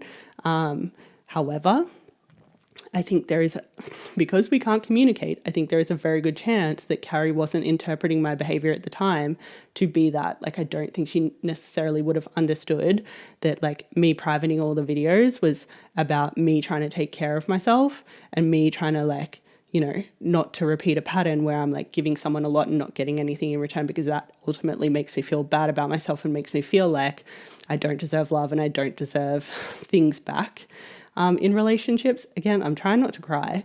Yeah, I can imagine that when I did that, potentially she was like worried that, I was kind of closing the door on her, and that, I was potentially going to be open to other people at the time. So I think on the off chance that Joyride isn't kind of like what I'm expecting it to be, if it is about something else, like I can imagine that it might be a song written in that time where Carrie might have been worried that, someone else was going to, have me after I privated all my Finding Rewilding videos. Because, like obviously we couldn't communicate. So, she couldn't ask clarifying questions about what was going on for me and what was coming up and why I was doing what I was doing to, try and take care of myself and self-soothe and stuff like that. So I can imagine that she might have felt, like worried that, like I was going to be gone. Like when I saw the title Joyride, I remembered how around that time where I did like private all those videos, I went to Melbourne, the city, to visit my sister, and we kind of like hung out in Melbourne. It was like a bit of like a self-care weekend for me. And even though like, I was like obviously posting on Instagram like some subtle references to Carrie still. Like for example, like when I first drove into the city, I was driving in behind someone with a license plate CK319, which, I obviously kind of interpreted as Carrie King, which, there's this whole King Carrie law. And then 319 obviously being her birthday, like I put that in the carousel. And, I also put a song, Power Over Me, on like me kind of like driving through the city as well, which was obviously a reference to Carrie. However, in that same carousel, I uploaded a video of me getting my nails done. And, I happened to be in the car with my sister at the time. And yeah, like, even though in that exact same carousel, I like obviously referenced Carrie in at least 2 other slides, like I can imagine that, potentially not knowing who was driving, like she might have been worried that I was like visiting someone other than my sister in the city. You know what I'm saying? Like when I saw the track title Joyride, I was like, I wonder if that's what this song is going to be about being worried that, because obviously at the time I'd privated all those videos and she couldn't ask me why I'd done that and what was coming up for me. Like I wonder if she like kind of leapt to that conclusion. So yeah, when I did see the song title Joyride, like my mind did immediately flash to the carousel that I posted immediately after I privated all the Finding Rewilding videos, and how, Carrie might have ignored that, in that carousel I posted references to her. She might have like fixated on, the one slide that I posted, which was literally just me in the car with my sister, but, potentially that she'd, ignored that I was like referencing her in other slides and maybe like fixated on that and like made it mean that I was like seeing someone else or something. Which, at the time I obviously didn't think she would like jump to that conclusion, especially because, I literally uploaded photos in the carousel that I was with my mum and my sister, and that, there was nothing sus going on, and that I was like literally referencing her. But, I like now looking back in hindsight, like, I can see how, she might have panicked and like read stuff into things that, I just wouldn't have expected her to read into things. If I'm right, if she did read something into that and she did feel away and she did feel jealous, like I just think that so perfectly highlights one of my biggest frustrations with this whole situation. And that is that, essentially from the second that we connected, like, the process of kind of like becoming attached and falling in love, like could not be stopped. And so we've kind of like been in this situation where, we've been becoming like more attached, more in love with each other, but like the actual situation as it stands actually isn't all that safe for that process, because we can't talk to each other, we can't communicate, we can't repair, we can't bring up stuff that's kind of like coming up for us, which naturally comes up when you're like, when you feel love and attachment for a person. Like if she's in love with me and attached to me, like, you know, of course, like things like jealousy and things are going to come up for her. And to have had our ability to, you know, take away, you know, our ability to, you know, handle those situations in a healthy way, like having that ability taken away from us, for me, is like probably the worst thing about this whole situation. Like, I hate being put in a position where, you know, you kind of can't stop the love and attachment, but also you're taking away our ability to repair with each other, and you're kind of putting us in a position where, you know, we're potentially going to like incidentally hurt one another, which, like, I hate that. I hate being put in a position where, you know, we're both kind of getting hurt. It was kind of the same thing with the Beyonce concert situation. Like, Carrie was just living her life. She'd done nothing wrong, but I got really hurt and I was really jealous. And, you know, if Joyride is what it's about and Carrie got really hurt and really jealous from me literally just living my life, like, and not doing anything wrong, like, that is so incredibly frustrating to have been put in a position where, you know, through no fault of our own, and, you know, through a situation that I definitely didn't consent to, and that, you know, like, I don't think Carrie necessarily wanted to be in either, given how everything's kind of gone down. For us to be put in that position where we have the potential to just get so hurt and to not be able to deal with it in a healthy way, to not be able to talk, to not be able to repair, to not be able to bring up kind of those kinds of feelings. Personally, I just find it so sick and twisted that, you know, a multi-million-dollar company would do that to two people who literally all they did wrong was just fall in love with each other. When, you know, a multi-million-dollar company stood to make $1 off the fact that that happened. I just hope that they are ready to pay through the nose in therapy to help us, like, you know, go back and repair all this damage that we endured because a multi-million-dollar company stood to, like, make money, and didn't care that they were literally putting, you know, our connection up as kind of like collateral damage, like being prepared for, you know, like essentially like allowing, you know, us hurting each other to be, you know, the price that gets paid for them wanting to make money. Like, there is absolutely no way that I would have ever agreed to that. And that's what makes it so much worse. Like, I would much rather have the healthy, intact relationship than, you know, money that they're probably taking a huge cut of anyway. And, you know, being left with all the damage of, like, not being able to, like, repair it when, you know, these little disruptions happen. Like, we should never have been put in that position for a multi-million-dollar company to make money. You know, like, while both Carrie and I have processed a lot kind of creatively, like, I've been making videos to literally process all my feelings about this whole situation, and Carrie's obviously made, you know, these albums of music to, like, process her feelings.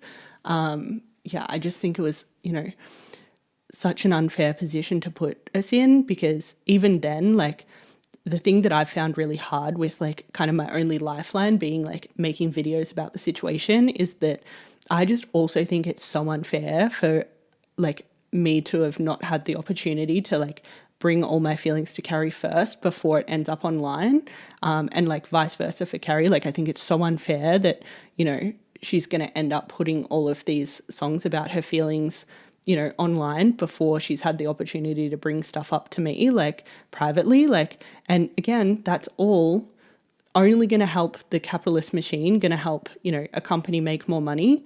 And, you know, it's just so, like, disrespectful of, like, us as humans. Like, it's really, I don't know, it's just like I said, I find it so sick and twisted, that, yeah, we're kind of, like, put in this position where we're in a pinch. Like, we have to, like, process our feelings creatively, but then that just fuels the beast. You know what I'm saying? Like, that just makes the beast make more money. I just find it such an ick that, you know, Carrie and I are obviously in this position because of corporate greed, but then, you know, like, we're the ones experiencing all the consequences of, you know, being put in this position. Like, we're the ones that it's taking an emotional toll on. And then both of us are creative humans, obviously. And so we're both then creating content to process all those feelings, which just fuels the beast. You know what I'm saying? It just, like, all the content that I've created and all the content that Carrie's created, like, all that's going to do is fuel the corporate beast, because it's just going to offer, you know, ways for that corporate beast to make more money. You know what I'm saying? Like, and this is like this is going to start to sound like a rant, but I just think this is just one of the ways that the world is just deeply exploitative, particularly of creative people. Like, you know, I think this is how a lot of industries run, essentially. Like, creative people get put in a pinch, and then, you know, big companies make money off it, even though they're the fucking problem. You know what I'm saying? And I need to stop before I get too much on a rant, because, you know, I kind of don't want to say too much at the same time, because, yeah, there's just a lot of conversations that I need to have. And yeah, like, yeah, I don't want to say too much about it, but yeah, like, if Joyride is what I think it's about, it's going to be, I think, you know, it could be an upsetting song to listen to for a whole other reason, like a much more personal reason, other than, you know, it obviously being hard for me to hear, like, Carrie suffering and Carrie thinking that she deserves less than what she deserves. If the song's, you know, not about what I originally thought it was about, and it is about, you know, this kind of time in our connection where, you know, potentially Carrie was, you know, maybe from a place of insecurity or fear, like maybe, you know, like feeling jealous or whatever it was, you know, if that's what the song ends up being about, I'm just going to be so upset that, you know, the situation kind of is what it is. And yeah, like, kind of essentially our love has been exploited to make people money, as well as, you know, our creativity being exploited to make people money. Like, that's going to be, like, the song's going to be hard to hear in like a whole different way if the song's, you know, about this instead of what I originally thought it was going to be about. If Joyride is this kind of like second theory, not the first one, I guess it's kind of like, for me, it's like a similar situation to what I was talking about with, you know, ego talking potentially being about when I was really jealous after the Beyonce concert. Like, again, like, the situation didn't need to be this dramatic and traumatic. Like, it didn't need to be this stressful. It didn't need to put such a strain on our connection. It didn't need to, you know, bring up so much kind of like fear and insecurity and jealousy and yada, yada, yada. Like, literally, like, yeah, like, we were put in such an impossible situation that, you know, I definitely didn't consent to and didn't want to be in. I don't think Carrie did either. And then, you know, for like all the pain that we experienced as a result of being put in a position that we didn't want to be put in, to then be exploited even more for money. Like, I don't know, it's just doesn't sit right with me. And, you know, I think the situation's, you know, essentially the same. Like, we're both just put in positions to feel a lot of things and to, you know, experience a lot of emotional kind of damage for a corporate machine to make money. And it's just like, was this fucking worth it? Like, you're lining your pocket and not experiencing any of the consequences. We're the ones here suffering all the consequences. And like, it just did not need to be that way. It would just, if we had been able to talk, it just would have been so simple, so easy to repair. And it just, like, we did not need to experience all of this pain and all of this compounding effect of wounds being kind of left open, and just like carrying around all this hurt that we haven't had the ability to deal with in a healthy way. Like, it just, the situation didn't need to be what it is. It's just so painful that that's the reality of the situation. And yeah, I need to stop talking about it because I'm going to start crying again. And again, I don't want to cry because I think it just makes the situation worse because, you know, anyway, that's like a conversation for another day. Like, I think I need to move on from Joyride because I'm just getting too upset about it. So I'm essentially expecting the song Antidote to bring the whole album and all of the storylines kind of full circle and to create this real kind of like healing arc and like tying up of loose ends of like all the kind of like pain points and struggles and things that were introduced throughout the course of the song. I am expecting the song to kind of like mostly focus on, you know, our connection more so than anything else. But I think it'll also kind of like bring up, you know, her feeling like she can be her true self, she can express herself and, you know, maybe will feel like less contained in a box of like self-expression as well. Like I think she's going to express a sentiment of like being more open in terms of like her identity and being able to express her energy. I think she'll talk about, you know, being on a path that feels more fulfilling, that she's more excited about, that brings her more joy, like maybe like taking a turn in her career that, you know, excites her way more and feels like she's going to be able to do like more soul purpose stuff, things that feel aligned with like her highest good and her, you know, like what she was meant to do. And yeah, I think there might be some references to like, yeah, a connection that kind of like has that kind of like soul alignment, and makes her feel like, you know, she's, you know, it's like the antidote to all of the kind of pain and chaos and kind of, you know, struggles of the past with all of those relationships with people who were like, yeah, maybe not compatible with her and not compatible with her in the way where, you know, like there's like enough rubbing up against, but also like there's also this, you know, opportunity for kind of like love and healing and like growth and expansion and yeah, that there's just like more love, more space for love, more space to expand into the love, and, you know, like even in the darkest darks, you can kind of see the opportunity for expansion. Yeah, I just think it's going to be, I think it's going to be a real like healing song and just like, yeah, talk about like, yeah, like all the ways that, you know, where she is at now essentially will be like this, yeah, like kind of antithesis to essentially where she's been not even that long ago, like say 2 years ago.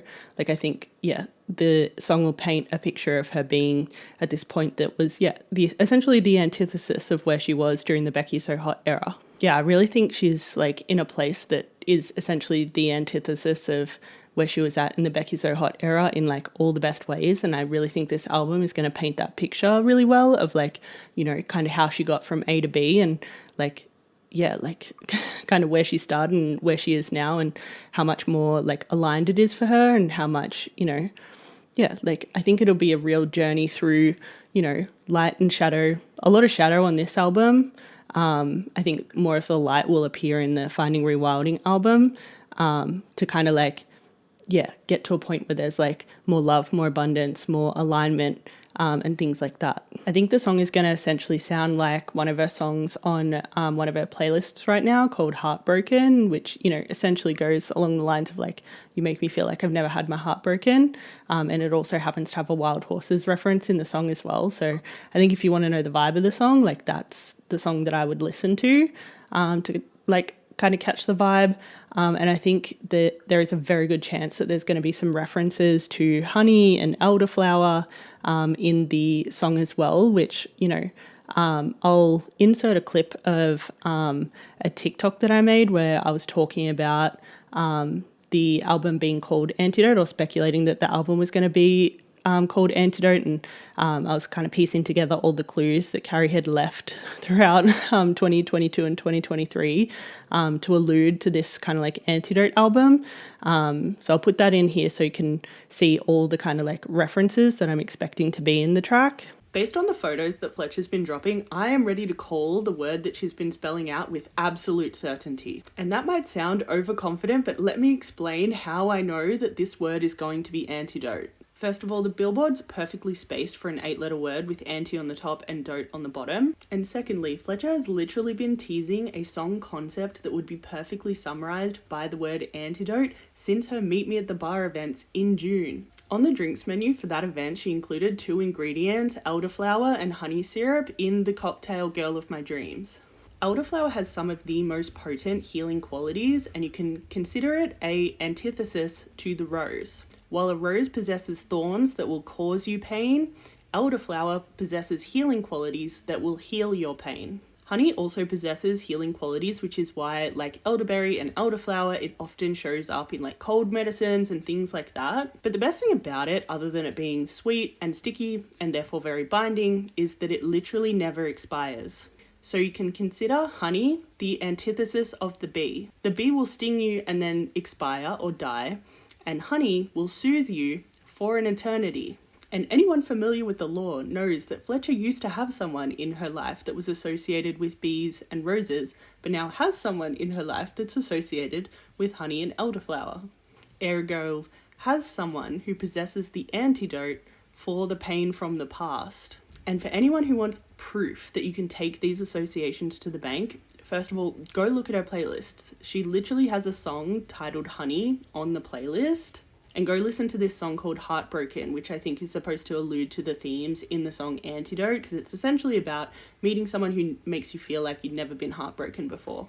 I think there's a chance that she might make some sort of reference to finding Rewilding at the very end of the track somewhere. Like, I just have a feeling that, you know, if she's dropping the double album, like dropping In Search of the Antidote and Finding Rewilding both on Friday, on March 22, 2024. And yeah, I think, you know, there's a very good chance that she might put Finding Rewilding somewhere towards the end of the track to kind of like create that kind of like through line from one album to the other. I think that would be kind of smart and cute. But yeah, like that's everything that I'm really expecting to be on the track, and everything that I'm expecting to be on the album as well, essentially. I don't know if you can hear that, but it literally just started bucketing down rain outside of me just as I finished talking about, you know, like the last track and, you know, the whole clean kind of business. I might need to put my mic up to the window to see if you can hear it properly, but yeah, it's raining pretty hard out there right now. It's like giving clean, like what a vibe, like what a vibe. Just when I finished talking about, yeah, Antidote in the album, the rain poured down on me. I can't sing. I have zero singing ability. I'm not blessed. I'm a little bit tone deaf, if anything. So yeah, the rain is pouring down outside now.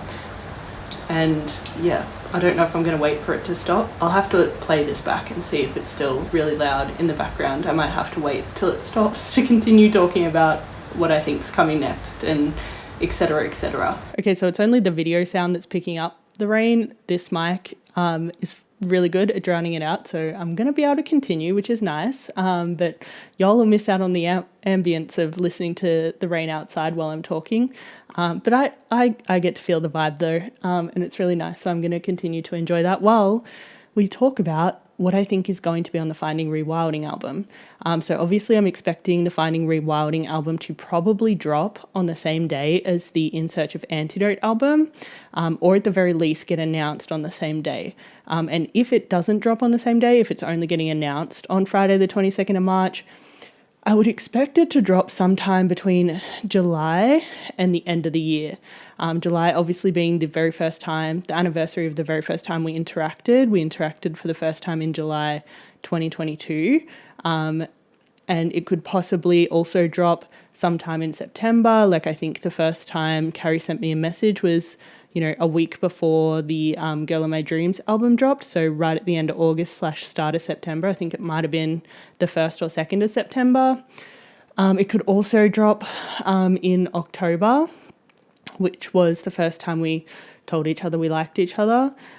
Or it could also possibly drop on my birthday on the 8th of December. And being a leap year, that's a Friday again. So those are the days that I'm expecting Finding Rewilding to drop if it doesn't drop on the same day as the In Search of Antidote album, but I am kind of expecting it to drop on that day, to be honest. And these are the songs that I'm expecting to be on the album. So I think we're going to have songs like Gay Panic, Lesbian Crush featuring Renee Rapp, King Carrie Era, Wild Vivid Dreams, some sort of like astrology title, maybe Sagittarius or something, featuring Upsoul. I think we're going to have a track called Carrie's Girl, potentially a Talking Body sample featuring Tuvelo. I'm not sure what it'll be called, but yeah, I just have a feeling that she's going to sample that song. Then I think we might have A Girl of My Dreams Part 2, ILY, I'm All Yours featuring Kelsey Ballerini, and then finally a track titled Finding Rewilding. And to be honest, I probably won't have the time to make another video predicting like exactly what I think is going to be on all of these tracks. But you know, I think with all of the tracks on the Finding Rewilding album, there's so much lore in the Finding Rewilding videos, both on the Finding Rewilding playlist and just on my profile in general, that, you know, if you're desperate to know like where these tracks kind of came from, you could probably start there and, you know, get most of the info of, you know, kind of where all these songs came from and what all the references mean. So I feel like I'll leave that to y'all to do your own digging, because I just simply don't think I'm going to have the time to record another video like this before the album drops, because it's going to drop like basically in a week. And that brings us to the final portion of the video where I'm going to explain exactly what I think is going to happen in regards to these albums dropping. I want to explain like how I think everything's going to go down. So I think that while In Search of the Antidote will probably drop at midnight on the 22nd, I think there's a very good chance that Fletcher might wait to release the Finding Rewilding album until after she's played her set at Lollapalooza, Brazil on that same day. I think she plays either from 4 to 5 or 5 to 6 p.m. that day. I think after she announces and drops the album, she'll say, I'm getting on a plane, but I don't think she's going to come here to Australia. I think she's going to ask me to meet her in Paris. And the reason why she's going to ask me to meet her in Paris is because in the very first dream that I ever had about her, the dream entailed us falling in love on a train from Paris to the south of Italy. And so if I meet her in Paris, we can make the very first dream that I ever had about her real, just like I tweeted at her in mid last year, because she's actually playing her very first show of tour in Milan in Italy. And so we can meet in Paris and then travel from Paris to Italy, just like the dream. I'm not going to lie, it is a little bit cute, and to be honest, I cannot believe that I did not see this coming until recently. I really should have seen this coming so long ago because there were signs. First of all, when Errors of Us dropped and Carrie updated her playlists, she put a song referencing Paris on both of those playlists. One of the songs was about getting on a plane to Paris, and the other song was about once you're in Paris, like taking lots of photos and kind of like making a big deal about it, aka doing PR.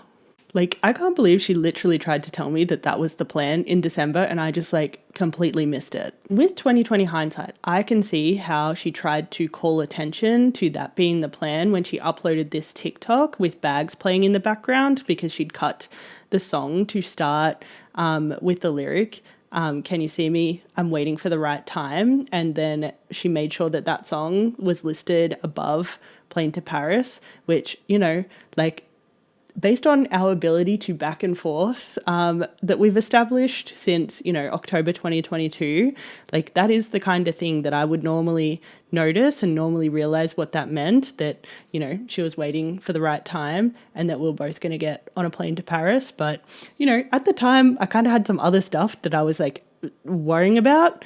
And so I was, you know, not paying as much of attention as I normally would to, you know, the things that she was saying online, which was, you know, the crux of like how we've been back and forthing this whole time. So, you know, I missed that. I also should have realized that that's why she took a koala with her to Paris to film both the Errors of Us and Lead Me On music videos. And that's also why the Errors of Us video that she has pinned to her profile is the one with the Paris train. And the Lead Me On music video literally has Paris written in the caption. And I also should have realized it when we had this interaction, when Carrie uploaded a TikTok saying that she was going to give kisses to the next one. And then I made a video responding, and then she made another video responding to my response where she said, I'm in Paris, kiss, kiss, love to see it. Kiss, kiss, there we go. Love to see it. Like, the plan was very obviously that we were supposed to meet and kiss in Paris. I do think she should have just slid into my DMs and told me that was the plan though, especially after I've been such a broken record about needing explicit communication, because if it is not explicit to me, it is so hard to get that to actually integrate into my body. Like, it has been the hardest work for me to try and make all of our cryptic messages back and forth like actually sink in, which is like half the reason why I make videos about it anyway. It's my way of like alchemizing the energy, of my way of making it real, my way of like stopping it from being like surreal kind of like feeling where it's like very ungrounded to me. Like, that's a good portion of the reason why I've been making TikToks this whole time, to try and stop myself from going insane from not getting explicit communication when I am just such a explicit communication person. Like, I need you to be explicit. I need you to be direct. But anyway, what's done is done. I just hope Carrie learned her lesson of like how important it is to be clear, be explicit, and tell me things directly, like how much I need that and how much of a meltdown I have when I don't get what I need. But anyway, that's a conversation for another day. And for now, that's everything I have to say about this project and what I'm expecting to be on the Antidote album, what I'm expecting to be on the Finding Rewilding album, and how I'm expecting this whole kind of like PR stunt to go down. I think it's all going to happen in Paris. And yeah, at this stage, that's kind of all I have to say. And, you know, they're just all my thoughts about what I'm expecting going into this album release. And, you know, we'll see how much of my speculation was right, how many of my guesses were right, how many of them were like a little bit off, or like, yeah, you know, maybe she might surprise me with some things. I've definitely changed my mind on this project like so many times, and it's been a little hard like trying to like understand what she's saying, because yeah, like she really does that whiplash thing a lot where she'll kind of like lead you to believe something's going one way and then kind of change course. And yeah, like, yeah, some days she's feeling chaotic, some days she's not, apparently, because some days, yeah, she'll say and do some things a little unhinged, then other days she'll be like real chill about stuff. So sometimes I think it also depends on the mood. But yeah, I think that's all I have to say. And yeah, I might try and do a reaction video on this channel, to the album. We'll just see what happens. We'll see if I have time. I might not have time because, you know, I'm not 100% clued in on the plan. So who knows what I'll be doing, you know, a week from today. Like, who the fuck knows? I would love to know, but, you know, I don't. So that's the situation, and I think that's all I have to say. I'm sure this video is so fucking long. This is going to be a bitch to edit. Like, this is going to be a nightmare. But anyway, ciao.